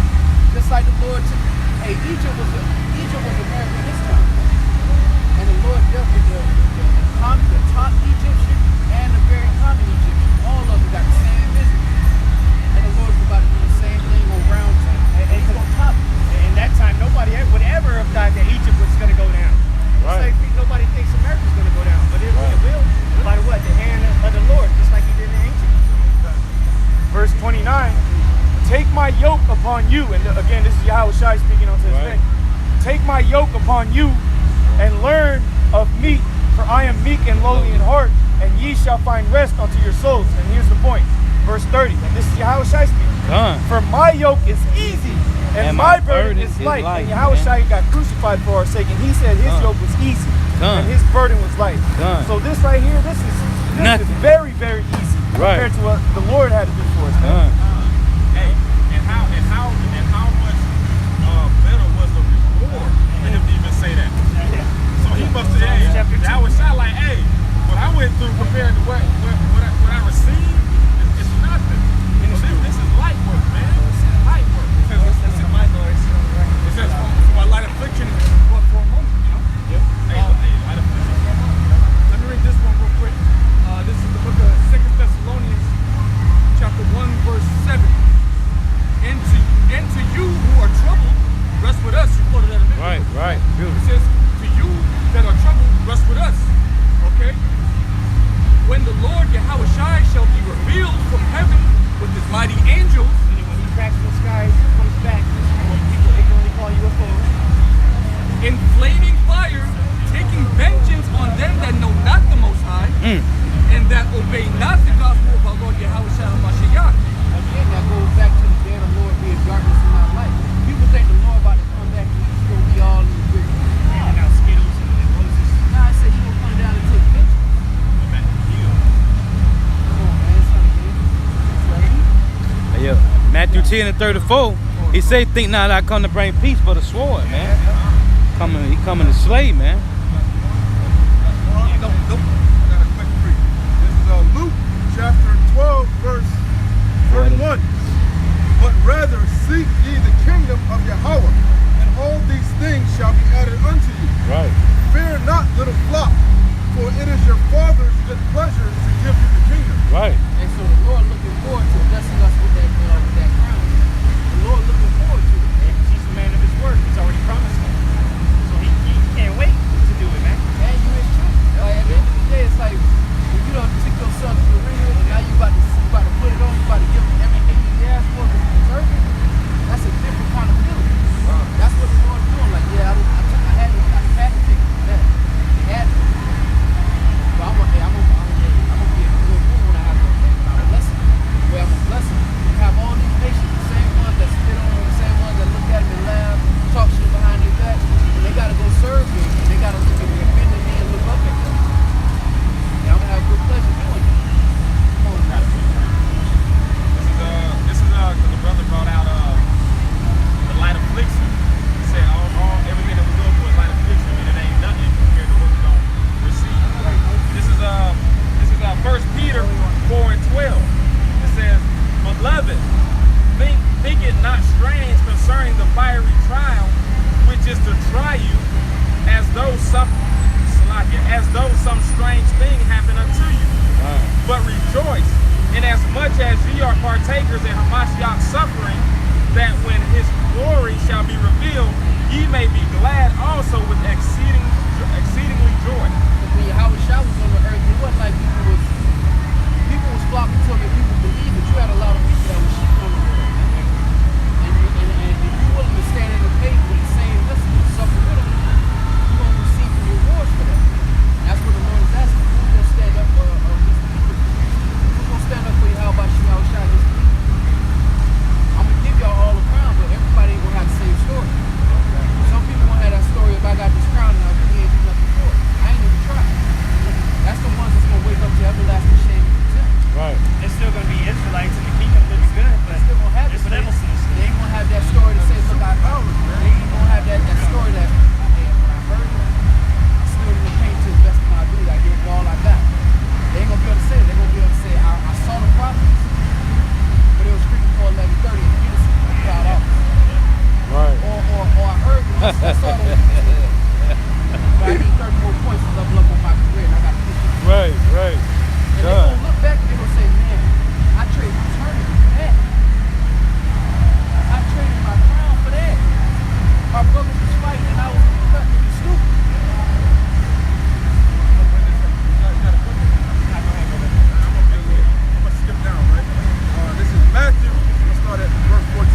Matthew 25. Matthew 25 and 14. For the kingdom of heaven is as a man traveling into a far country, who called his own servants and delivered him unto his goods. It says, and unto one he gave 5 talents, to another 2, and to another 1, to every man according to his several ability. Every man according to his servile ability. So every man, the Lord gives you a talent. He gives you a certain particular measure that's catered to you. Right. And if you work this little measure I gave you, you're supposed to double up. It's automatic. You can't lose. The only way you lose is you're going to take that measure and double up. If you take the measure, well, it's going to go to. You got it, bro. And straightway took his journey. Then he that received the 5 talents went and traded with the same and made them other 5 talents. And likewise he that had 2, and likewise he that had received 2, he also gained other 2. Right. But he that had received 1 went and digged in the earth and hid his Lord's money. And you know what that is? That's the Lord giving you that talent. You're so scared to do yourself with it. You just hold it. You just want to give him what you got instead of doubling up. You're afraid of that. You're afraid of the gift that the Lord put in you. How that works. Well, if you about to find out how the Lord put about it. Yeah, And for me, you saw how I gave the example. The one that got 5, he got 5 more. You gotta do something. When you receive this knowledge, whatever measure it may be, you gotta do something for the Lord according to that measure. And you gotta bring it back to him. So he requires you can't just hold on to this knowledge and just think you're gonna make it to the kingdom as a person. You gotta do something about it. hey, Jake in the world, Jake in the world, if Jake crunch himself, you don't want the same shit back. How that work? They want interest. Exactly. How that work? Right. I want interest. That's what the Lord said. If I give you this talent, I need something back off of it. So you want to make the most you possibly can, because you got to pay it back. You got to Right. bring something back to the table, so to say. And you can't do it. The Lord is saying, look, the one who was given 5, he brought back 5. The one who had the little 2, he brought back 2. You're going to find out who the Lord really got it. I'm going to jump down to verse 24. Then he which had received the 1 talent came and said, Lord,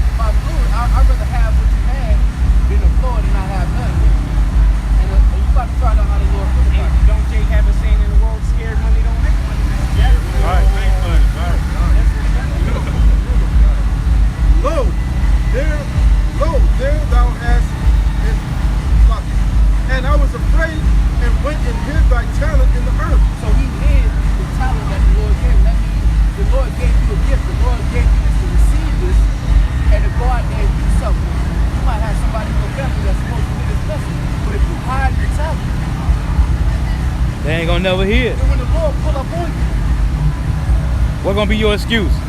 You don't got no excuse. How that conversation gonna play out? Well, it tells you, Ezekiel chapter 3 tells you if you don't go out and warn the wicked, they're gonna die, but then their blood is gonna be on your hands. Right. You tell them. Come. That's what that is. You found out you were an Israelite. You found out about the coming destruction. You found out about the prophecies, but you ain't do nothing with it. You're just like, hey, at least I know I'm an Israelite. You know, thumbing up videos. But you didn't do nothing about it. Shalom, It's Sirach 5 and 7. It says, make no tarrying to turn to the Lord, and put not off from day to day. Right. For suddenly shall the wrath of the Lord come forth, and in thy security thou shalt be destroyed, and perish in the day of vengeance. Right. You're supposed to be desperately looking to double up when the Lord is already here. Because when he comes back, and he's coming back, as we speak, everything is rolling up into his coming. You want to be able to look at him and say, look, I gave it all I got. Verse 26. His Lord answered and said unto him, thou wicked and slothful servant. So he called him wicked and he called him slothful. Right. For what? For hiding that talent. He said, look, you wicked and you lazy. I ain't trying to hear that scared shit. You wicked and you lazy. Because I gave you a gift and all you had to do was work. You didn't want to work, you dudes being scared as an excuse to bury you and not to go work. Because he gave you what you needed to multiply. Right. He gave you everything you needed. You didn't need to go out and get some more. He gave you what you needed to multiply. Yes, He gave you yes. the elders, he gave you the prophets. Right. He gave you the blue letter. He gave you the internet. Yeah. He gave you everything. Now just go be a simple messenger. That's it. According Just to message, your portion, man. according to your portion, the Right. Lord ain't asking you to be your ultimate. He asking you, hey, if I only gave you one talent, bring me back another. On top of that, bring me back another. Right. He didn't get mad at the one who only had 2 talents. He got mad at that one who got scared and went buried what was given to him because he knew he was supposed to come back with interest. He didn't do nothing with it. He just buried it, man. Hey, was that it on that? A little bit more. Thou knewest that I reap where I sowed not, and gathered where I have not strawed. Thou oughtest therefore to have put my money to the exchangers, and then at my coming I should have received mine own with usury. Usury means with interest. You got it. Take therefore the talent from him, and give it unto him which have 10 talents. And this is a parable. It's not, the Lord ain't physically asking us for usury. That's against it. That's in the law. Yeah, that's the law, He's using right. it as a parable. For unto everyone that hath shall be given, and he shall have abundance. But from him that hath not shall be taken away even that which he hath. So if the Lord gave you one talent and you're not using it, it's going to be taken from you. And you're going to be beat with many stripes. If you knew what time it was, you wouldn't do nothing about it. One more verse. And cast ye the unprofitable servant into outer darkness. There shall be weeping and gnashing of teeth. And that weeping and gnashing of teeth goes into the time we're coming into now. This economic collapse, these the civil war, the race riots, Jacob's trouble, World War II, Our temptation. Famine. When you go into weeping, when you go into gnashing of teeth, it's a sign of pain. When somebody grit their teeth, it means they're going through some pain. That's what he's talking about when we say weeping and gnashing of teeth. There's going to be a lot of mourning and there's going to be a lot of pain going on. And this is to go with that man that had that one talent and didn't want to do nothing about it. All right, this is 2 Peter chapter 2, verse 20. For after they have escaped the pollutions of the world through the knowledge of the Lord and Savior Yahushua HaMashiach, they are again entangled therein and overcome. Meaning, you can refer this to the man that buried the talent. He wasn't standing there over it. He went to go do his thing. You know what I'm saying? He just went back and whatever. Right? After he known the ways of the Lord. Exactly. He Right. knew what he needed to do. Right. But instead he wanted to go do what he wanted to do. And when the master comes back, then he wanted to go dig it up and make Right. an excuse, right? Right. It says they are again entangled therein and overcome. The latter end is worse with them than the beginning. Yeah, because you got an extra struggle with that. Yep. Verse 21.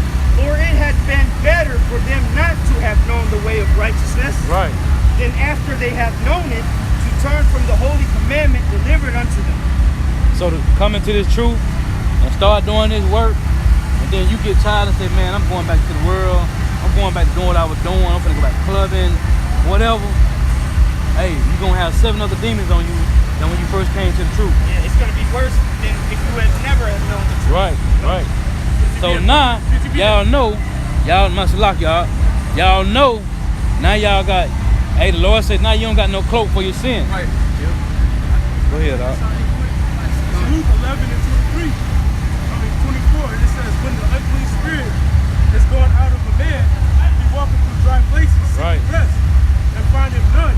He said, I will return unto my house which I came. It's like when you first come into the truth, you first hear this word, and then whatever demons you had on you, that main demon you had on you, it leaves you. Yeah, he gone. Because now you're clean by the word. You heard the word, now you're cleansed by it. Right? And when he cometh, he findeth he slept and burnt. Then goeth he and taketh to him 7 other spirits more wicked than himself. So now now that you forsook the truth, now that demon's gonna come back and it's gonna see that this vessel, your body, is clean. Ain't no spirit there. That demon's gonna come back. Right. What did he say? He's gonna bring 7 more. He's gonna bring out 7 more spirits. Fortify you. Come on now. And you know what? Be a part of Perfect example of that you may have, in the world, you may have been just smoking weed. When you heard about the truth and you were like, all right, I'm going to put that down. You turn back to the world, the Lord ain't just going to have you smoking weed. Now you on rap. Now you got party acts going. Now you on fit. And it's just the cycle just keeps going. That's what the Lord said. Once I clean you up, if you turn back, well, I'm going to let you turn back all of it. You're going to turn up. Even the biggest demon on the block. Right. You be on the street corner scratching yourself like this. Shooting up. And we've seen it happen. We've seen it happen. It says, and they enter in and dwell there, and the last state of that man is worse than the first. Showing you that it's better that you're not even it's basically, And had that one demon instead of 7. you basically disrespecting the sacrifice that your Lord and Savior did with you. He sacrificed his life for you to take the knowledge and understanding of this. But that's basically what you're doing. You get this knowledge and then turn back and do what you were doing. Like, what's in the world is better than what you're getting. Right. That's disrespectful. And you're going to put you on the top of it. Real quick, if I can say to bring it full circle, right? We were talking about how the Lord always, we each got a cross we got to carry, right? And it's carrying faithful. Really, it's a hedge around it, okay? The Lord is fighting for us. Once you go back in the world, He removes the hedge, just like Job. You got it, brother. Let me finish up on this real quick. This is back in 2 Peter chapter 2, verse 22. I'll read 21 again. For it had been better for them not to have known the way of righteousness, than after they have known it, to turn from the holy commandment delivered unto them. But it has happened unto them according to the true proverb, the dog is turned to his own vomit again, and the soul that was washed to her wallowing in the mire. The sow is a pig. Yeah. So it's like around the mud. It's like a pig. You just wash the pig on, and then what's it gonna do? It's gonna go right back in the dirt and roll back down in the dirt. So that's the saying on you. The saying that it's better not to have even known it, because once you know it and then you forsake it, then you're gonna get a judgment that it's not something you don't want. We've actually seen that. Yeah. And the Lord actually manifested it before it actually happened, man. If we was out in the same deep and the dog actually came, threw up, was it he threw up or whatever he did, he threw up. And he ate it. Ate it, yeah. Right in front of the guy that ended up leaving the truth, man. Went back into the world. Left this truth over a woman. Yep. And now he's bugged out. I got a precept to back the brother up. It's Hebrews chapter 10, verse 26. For if we sin willfully, after that we have received the knowledge of the truth, there remaineth no more sacrifices for sin, but a certain fearful looking for of judgment and fiery indignation, which shall devour the adversary. So the only thing you can look for after that is judgment. The only thing you can look for after that is judgment. Because the Lord ain't going back. He ain't coming back so he can get crucified again. Right. There's no more sacrifices for you to learn this truth and then go be a wicked demon. There's no, you just need to, you gotta just die now, man. Because you pretty much spit in the face of the Lord. You're saying that he died for no reason.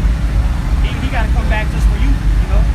And it ain't gonna happen. It's not gonna happen. We prayed that that cup be removed from him the first time. You think he gonna get back up there?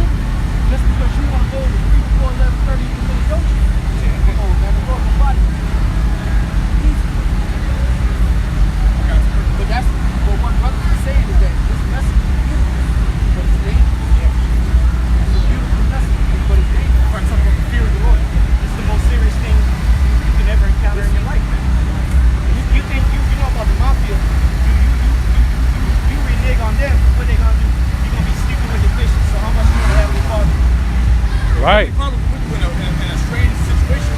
He'll make you a retard, man. Yeah, last week that lady got hit by a bus or hit by a train. Right.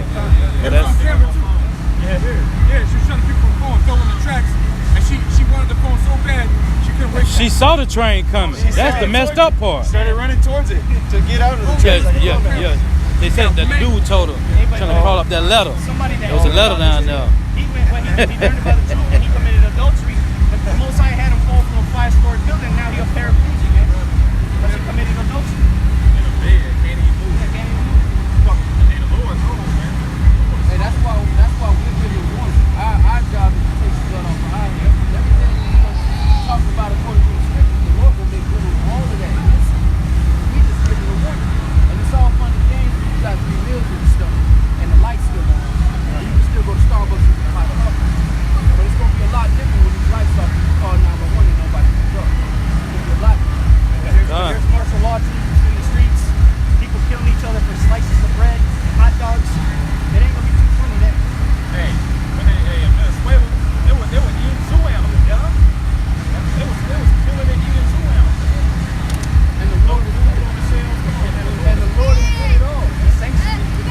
This book of Sirach in the Apocrypha, chapter 2, verse 12. It says, is that what I want? Yeah, 12. Woe be to fearful hearts and faint hands, and the sinner that goeth 2 ways. Right. Woe unto him that is faint-hearted, for he believeth not. Therefore shall he not be defended. Defended by who? By the Lord. The Lord's gonna have to defend. He can defend his little ones. But if you're faint-hearted, you scared, you all wishy-washy about this. You in, then you out, then you back in. You kind of believe, but you don't believe. Guess what? In that day of trouble, you're not gonna be defended. Right. When you call upon that name, and you wasn't doing what the Lord asked you to do, he ain't gonna answer back. Do you? Yeah, that's the part. Let me read this next verse. Verse 14. Woe unto you that have lost patience. Right. And what will ye do when the Lord shall visit you? Again, patience means suffering. You got tired of suffering, man. Right. Woe unto you. Right. Yeah, woe unto you that lost patience. Woe means destruction. Because all you have to do is just suck. That's why it says, come rest with us. Ye that are trouble, come rest with us. Right. We all going through the same hell, bro. It's not like, you catching all this hell. I got a smile on my face. I ain't catching no. No, I'm smiling because I know we know this shit's about to be over. Hey, read that again, brother. Hey, read that again, brother. Read that again. When we talk to each other, we laugh about it. Yeah. Like, oh, that happened to me, or that happened to him. Back in Sirach chapter 2, verse 14. Woe unto you that have lost patience, and what will ye do when the Lord shall visit you? No, I just want you to read again so the brothers can hear that, man. They up here learning, man. Yeah, we can still break it down one more time before you get that. Yeah, it says, what will ye do when the Lord shall visit you? What do you mean the Lord's going to visit you? He's going to knock on your door, come inside, get some tea. Yo, go kick it real quick, watch the game. Nah, bro. When the Lord visits, earthquakes happen. Tornadoes happen. People die. Okay? When the Lord visits you, what's going to happen to you when the Lord... I don't mean to point at you like that, but what's going to happen when the Lord visits you when you lost patience? The Lord's going to do something to you. Famine and disease happen. Then you got a whole family, you got a wife, you got 2 children. The Lord might take your wife and 2 children in a car accident. Right. You're stuck there alone. Right. Just to show his power, man. You know why that judgment happened. Right. So you just sitting there like that. Done.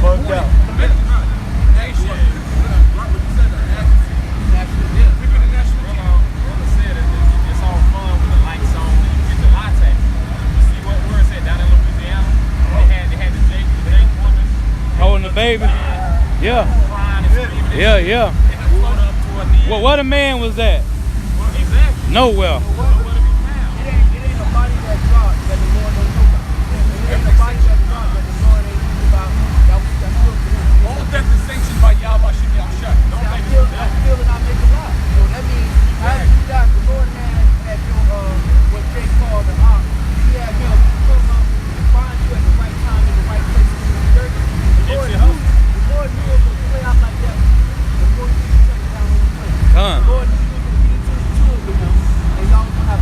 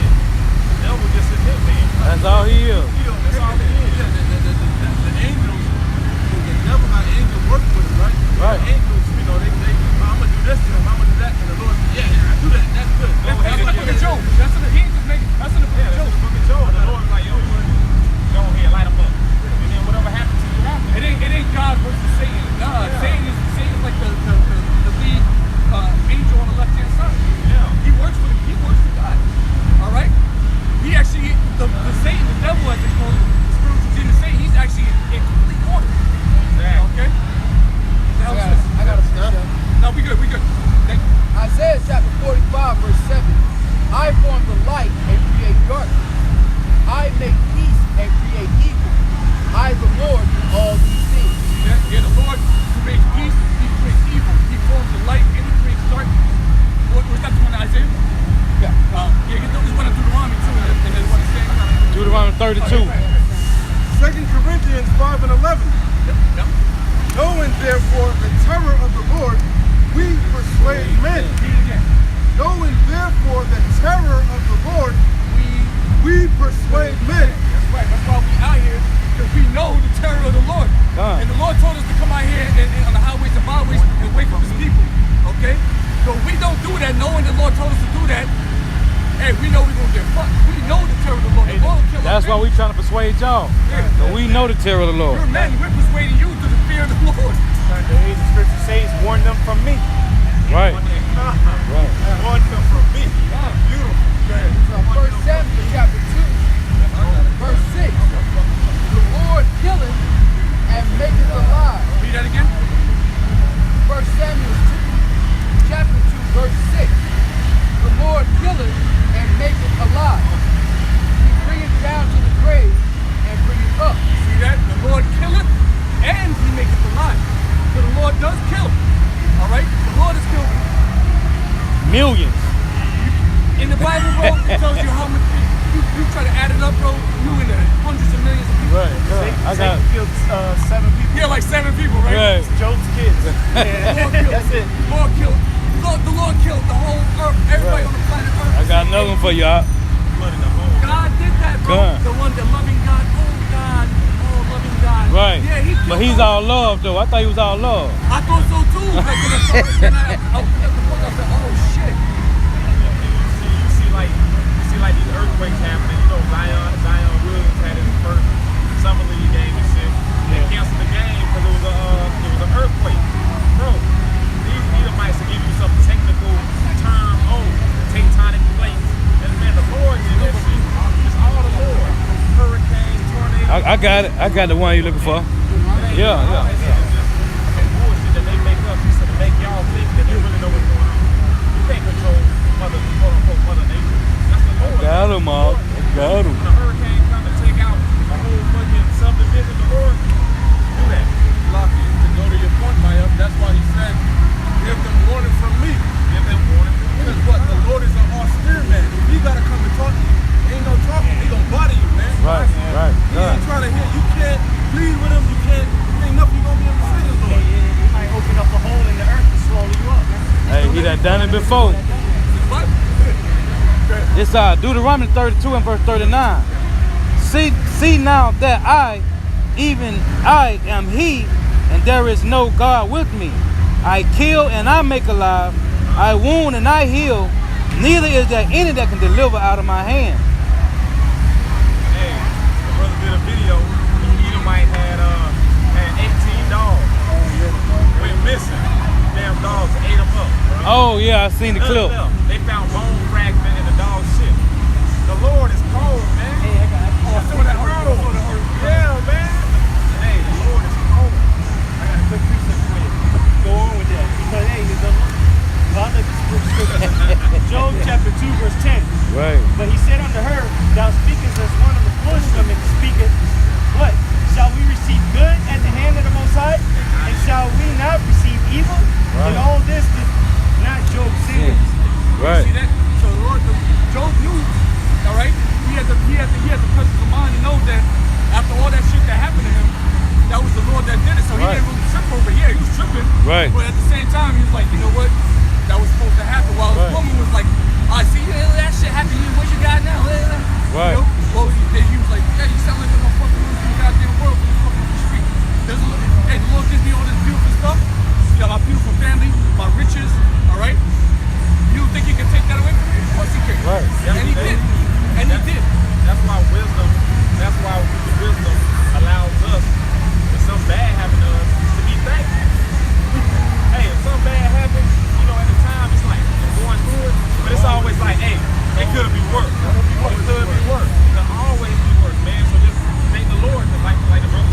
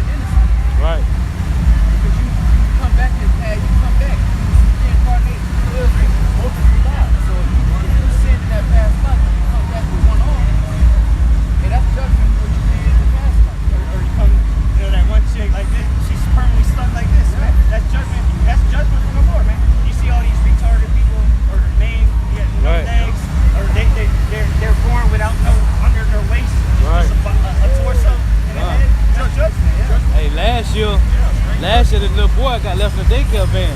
Couldn't have been no more than 6 or 7, man. Hey, 8 hours in there, man. He suffocated the heat. That was judgment, man. Because in his previous life, so when you look at these kids, man, they're really adults in little bodies, man. Their spirit is back from the past, man. We all done been here many of times over, man. Many. I seen a Edomite girl.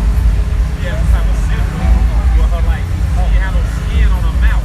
Like her bones and shit was like on the outside. Right. She couldn't talk. She was all, man, just, And people think that the Lord is all right to have that to your one life. When you live your one life, You blind. you just happen to be the nigga with one arm. Right. On the Right. only life that you did, you happen to be the nigga with one leg and 2 fingers. That's just you. Just roll the dice in that first. Right. Right. It's payment. Or like people, they're born like mentally retarded people. That's the plague of the heart. Or the heart meaning your mind. The Lord made them like that because Right. they're paying for their previous life. Now they're retarded. They can't talk. You know, they're just sitting there all day staring at the wall. And they preview like they probably and they preview like they probably talk too damn much. and they probably know exactly what's going on in their mind. Yeah, they just can't. They can see, they see you, they Right. know what's going on. Trapped in a trap. They can't even speak, man. Prison in their own mind.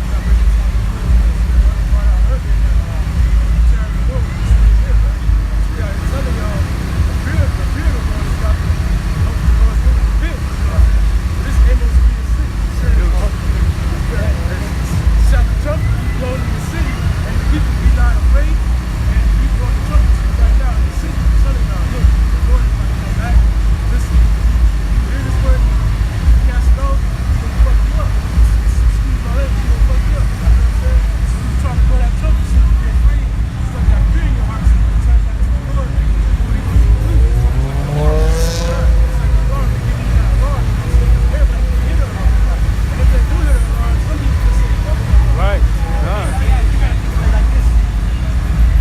We can't come to our people. Negroes, Latinos, and Native Americans, you can't tell them to do something nice. You got to shake them up so they'll listen to you. You know, like parents, when they'll tell you something once, they'll tell you it twice. You just steady over there bullshit. When they get the belt, That's when you want to tighten up. Done. That's why you see these little white boys, they so bad, these little kids, you know, because their parents are like, oh, okay, Derek, all right, Derek, 1, 2, 3. Right. No. When you see Israelite parents, like Latino, Native American, they ain't gonna do all that. They're gonna come in the room with the belt out or the placenta, chacenta, you know, so whoop your ass, bro. Okay? We lucky if it's a belt extension. go get a twin, go get a stick. Ain't no time out. Ain't no time out. That's that Edomite It shit. says, shout a trumpet, you blown in the city, and the people that be not afraid, right? Shall there be evil in the city, and the Lord have not done it? Shall there be evil in the city, and the Lord God have not done it? That's a rhetorical question. Yes, he did do it. He's Right. sanctioned all the evil out here. When you see a pipe bomb go up on the corner of Main Street or some shit, or what was that shit, that Boston bombing shit, like decades ago? Hey, the Lord did that, man. And the Lord likes his credit. Yeah. And nobody's giving the Lord credit. That's why he's gonna increase Right.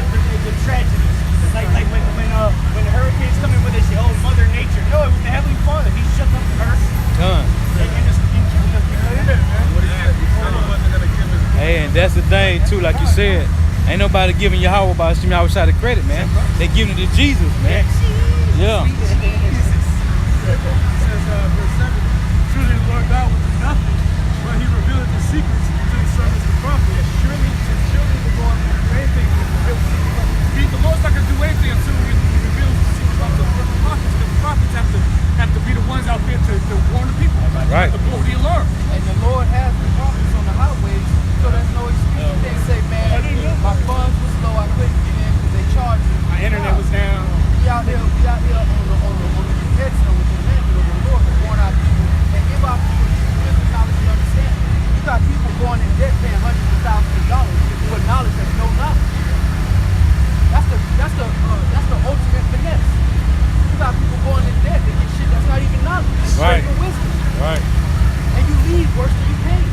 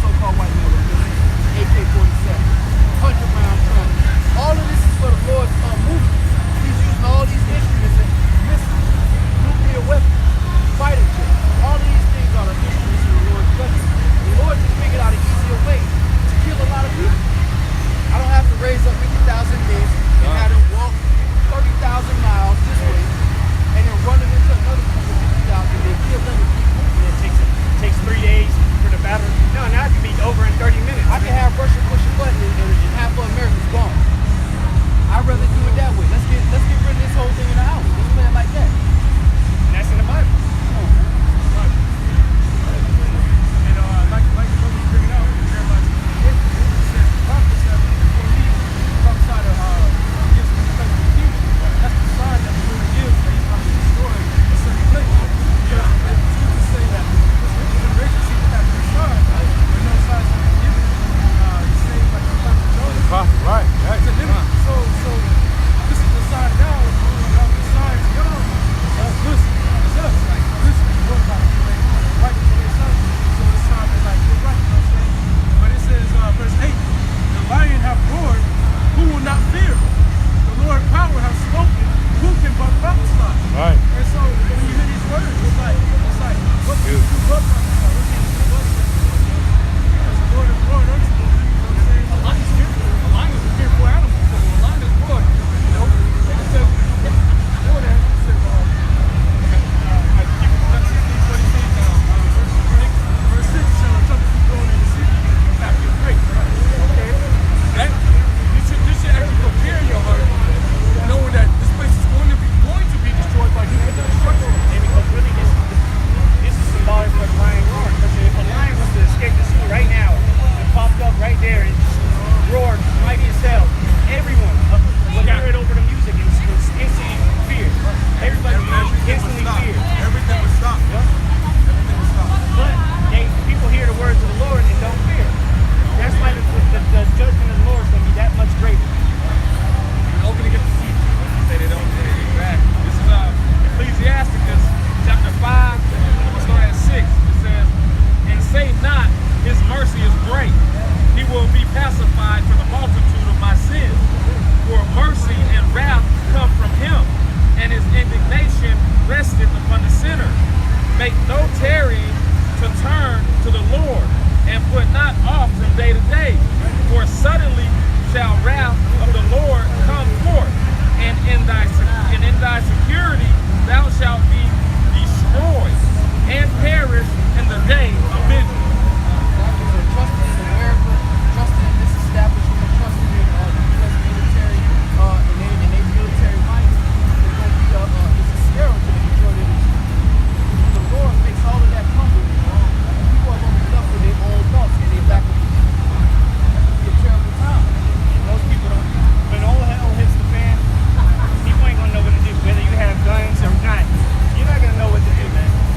People talk a big game, but when shit hits the fan, you're gonna see people. Because the Bible tells you that mighty men are gonna be like women in that day, man. Women in travail, or women in giving labor, man. But what the reason we gonna be good is because we trust in the Lord. He's gonna take care of us. All them UFC fighters. Nope. They're gonna be the first to go. Yeah, them John Joneses and them gonna be messed up, boy. Make no tarrying to turn to the Lord, and put not off from day to day. For suddenly, this word, you're not supposed to tarry. You're gonna be like, you know what? Yeah, put it on the back burner. You Right, take right. day to day to come serve the Lord. Hey, the scripture's gonna tell you what happens. Hey, we had one brother up here a few camps ago. What he said? The Lord ain't coming no time soon, man.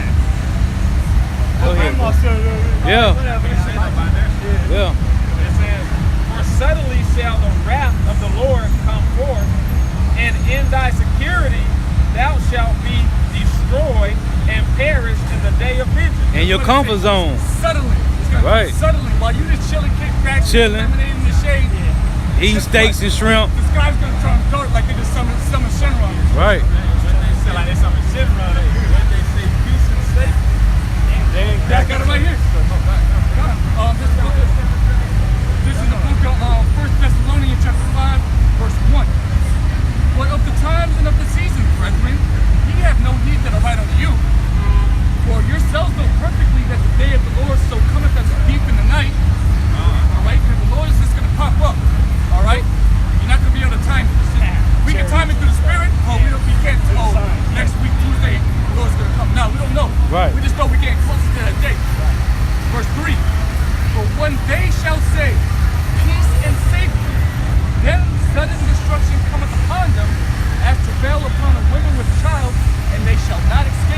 they trying to do that now.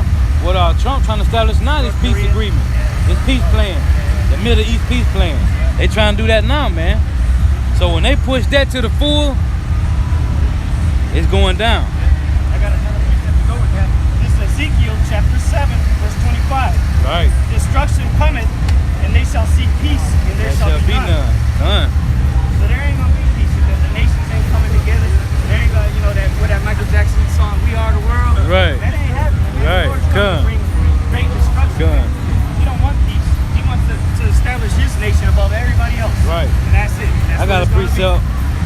This is Hebrews chapter 10 and verse 37. For yet a little while, and he that shall come will come and will not tarry. Who's that? Will come. It will come, man. So everybody, right? When you read Ezekiel 12 and 27, they said they put out the day of the Lord, man. They putting it off. Everybody putting it off because these pastors is showing them, man. Tell them that when he do come, everybody gonna be saved. So they putting it off like, oh, I'm good. I'm already saved.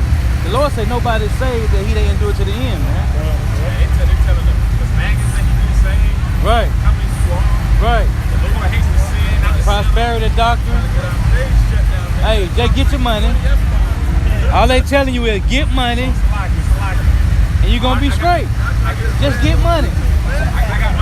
Make sure you bring us our 10 piece.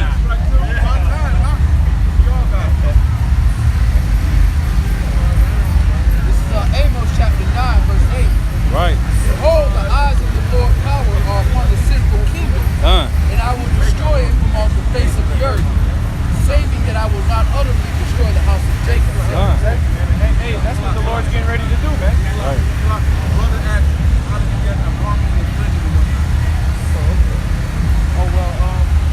Well, I got a seamstress where I stay at. She make garments for like $20.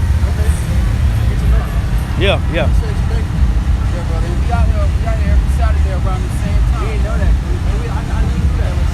But we out here every Saturday. Every Saturday we out here. Y'all got questions. You can go. Y'all got a phone. We on YouTube. GMS Orlando. Yeah, subscribe to the page, man. Brothers are everywhere, man. But yeah, come on. We everywhere, bro. Everywhere. Every state.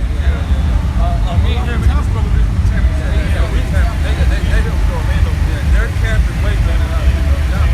We got 8. But there's brothers. We got brothers from 50 brothers. In Atlanta? Orlando? Right here. This spot right here. Every Saturday we out here. Every Saturday, 7 o'clock. Anytime y'all want to stop by, you know, get the word, you hit them, bro. And we got YouTube, man. Go. Right. Hey, because we was all in your position at one point. Most was of us on the other side listening. found it online. You know, we see all the videos. We started studying. You know, what they're saying is true. Everything they're saying, we can prove. It's in the Bible. Going to the history, they're telling the truth. So don't believe what we're saying. You know, you're gonna learn here, but we ain't gonna lie to you. But go find out for yourself, because that's when you really learn. When you go Orlando, GMS Orlando. Look it up for yourself. GMS Space. Yeah, go to YouTube, GMS Orlando. You know what the mark of the beast is?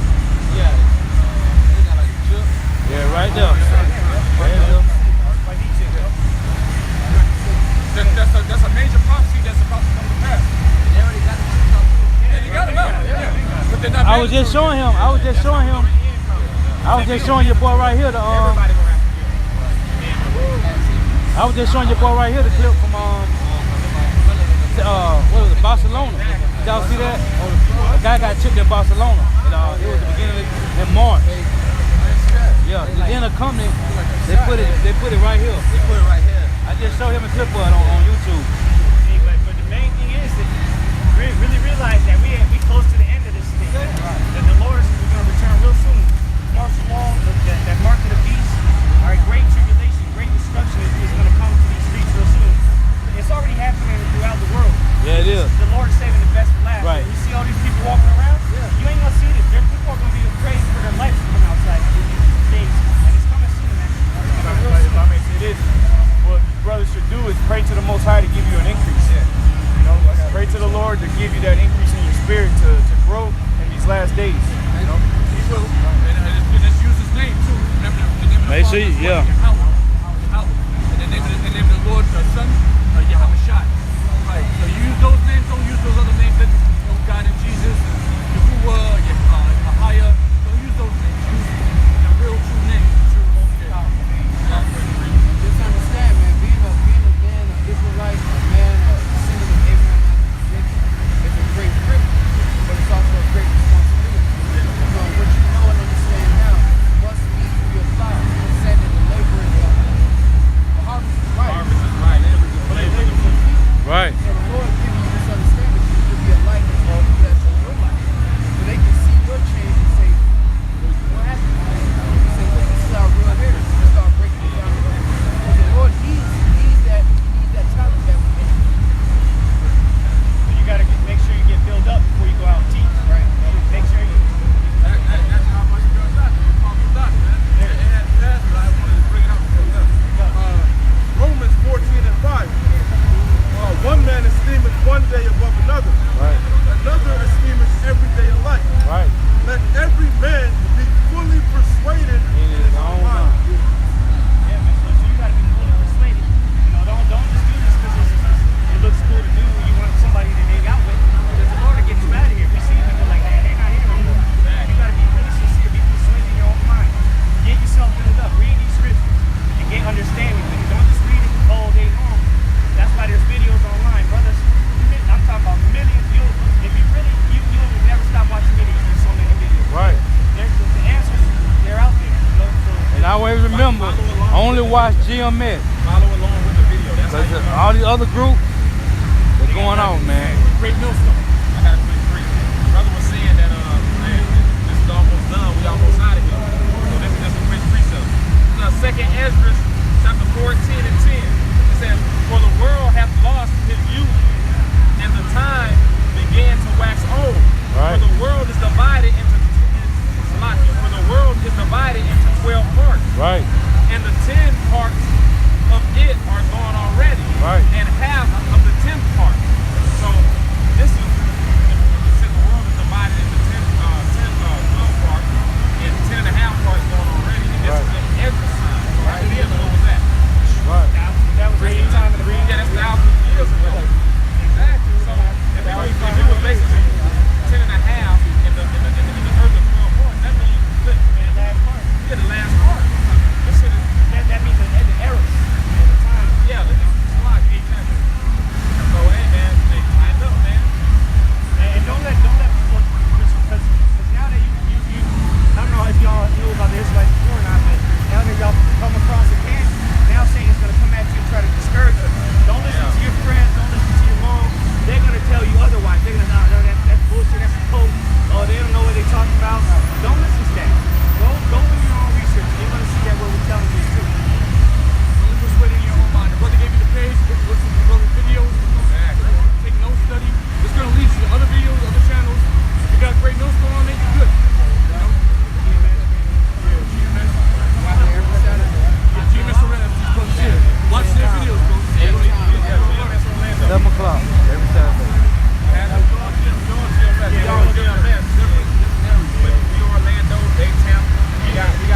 Hey, just go on their channel and then go on their subscription list. And you're gonna see all the other Great videos from GMS.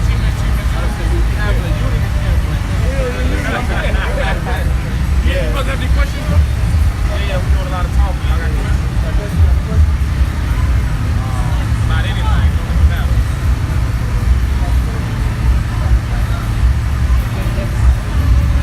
If not, brother, you can always get my number, bro. Y'all got any questions? You can hit us up, man. You can come on our YouTube page, go on one of the video, hit the comment board. And always ask questions. Or you can come up here on Saturday. You can come up here on Saturday. Every Saturday. Yeah, we out here.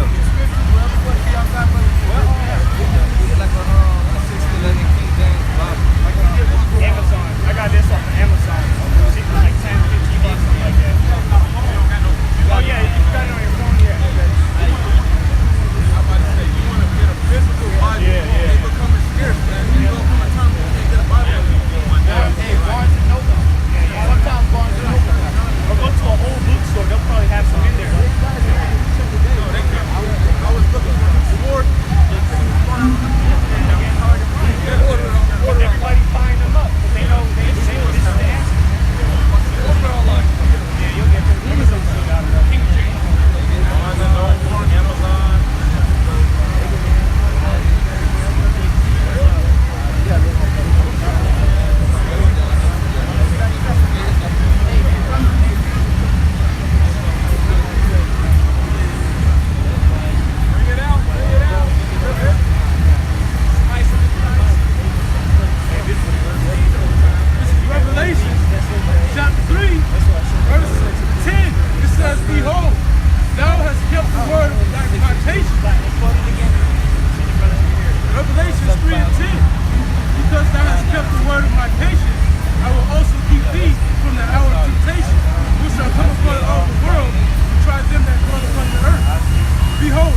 quickly. Hold that fast which thou hast, that no man take thy crown.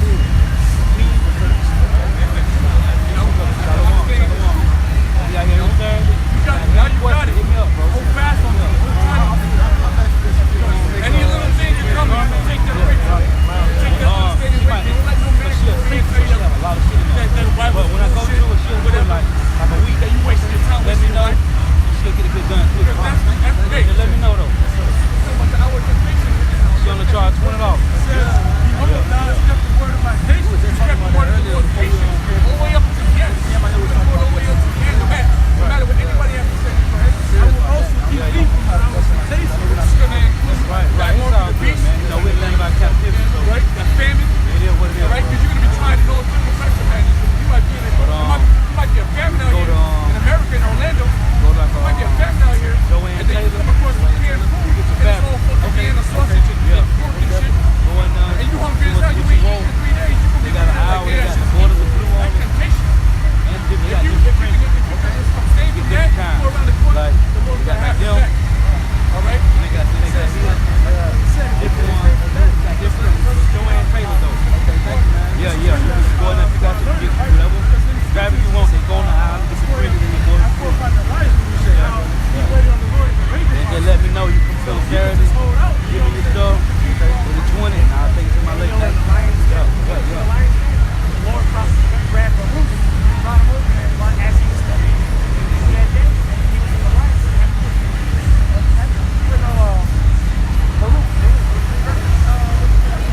You said roof. Okay, yeah, Yeah, man. So the Lord have your back. The Lord is beautiful. The Lord will do anything. You might walk around the corner after saying, nah, I don't want to eat that spam or whatever. You go around the corner and then you see a woman, or maybe like a couple of women, and they tell you, come to the house. And they got all types of food. And they gonna give it up. You got bad both ways. And you ride it out to the end. You know, the Lord's gonna try us all. Which shall come upon all the world, and try to come upon the earth. Behold, I come quickly. Hold that fast which thou hast, that no man take thy crown. I wish I would call you. We gonna win. We gonna win this thing, bro. We got a lot. All we gotta do is just make it to the end. We get weak. Let's say we need to break.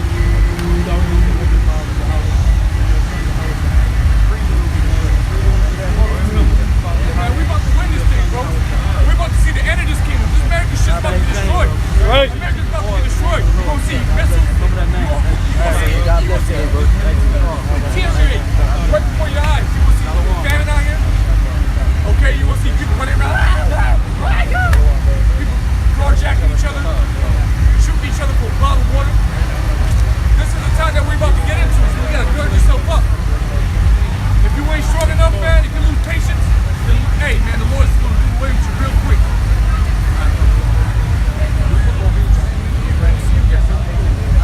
Check these brothers out.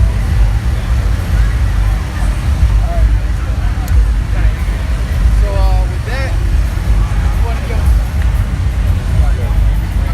Yeah, man, hey, this is what we out here for, man. The Lord sent us out to look for that people repentance, man. You know, we did our job.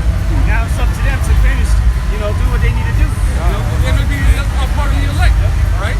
So we out here to feed the elect, feed the sheep to Yahweh Shimi El Shai. All right? Through the spirit of power, Yahweh Shimi El Shai. Them brothers, they saw us, they got excited. Right. You saw how excited he was when he saw the brothers? Yeah, he said he was looking. He said he was looking for us. See? Yeah. And the Lord set it all up. And they stayed in these brothers down here the whole time. The whole time. You know? If they believe, man, the Lord God have mercy on them. Yahweh, Hashem, Yahushua, Hashem, Give honor to the apostle and elders of great millstone, or the elders of Yasha Allah, and the sincere salutation to all you audience.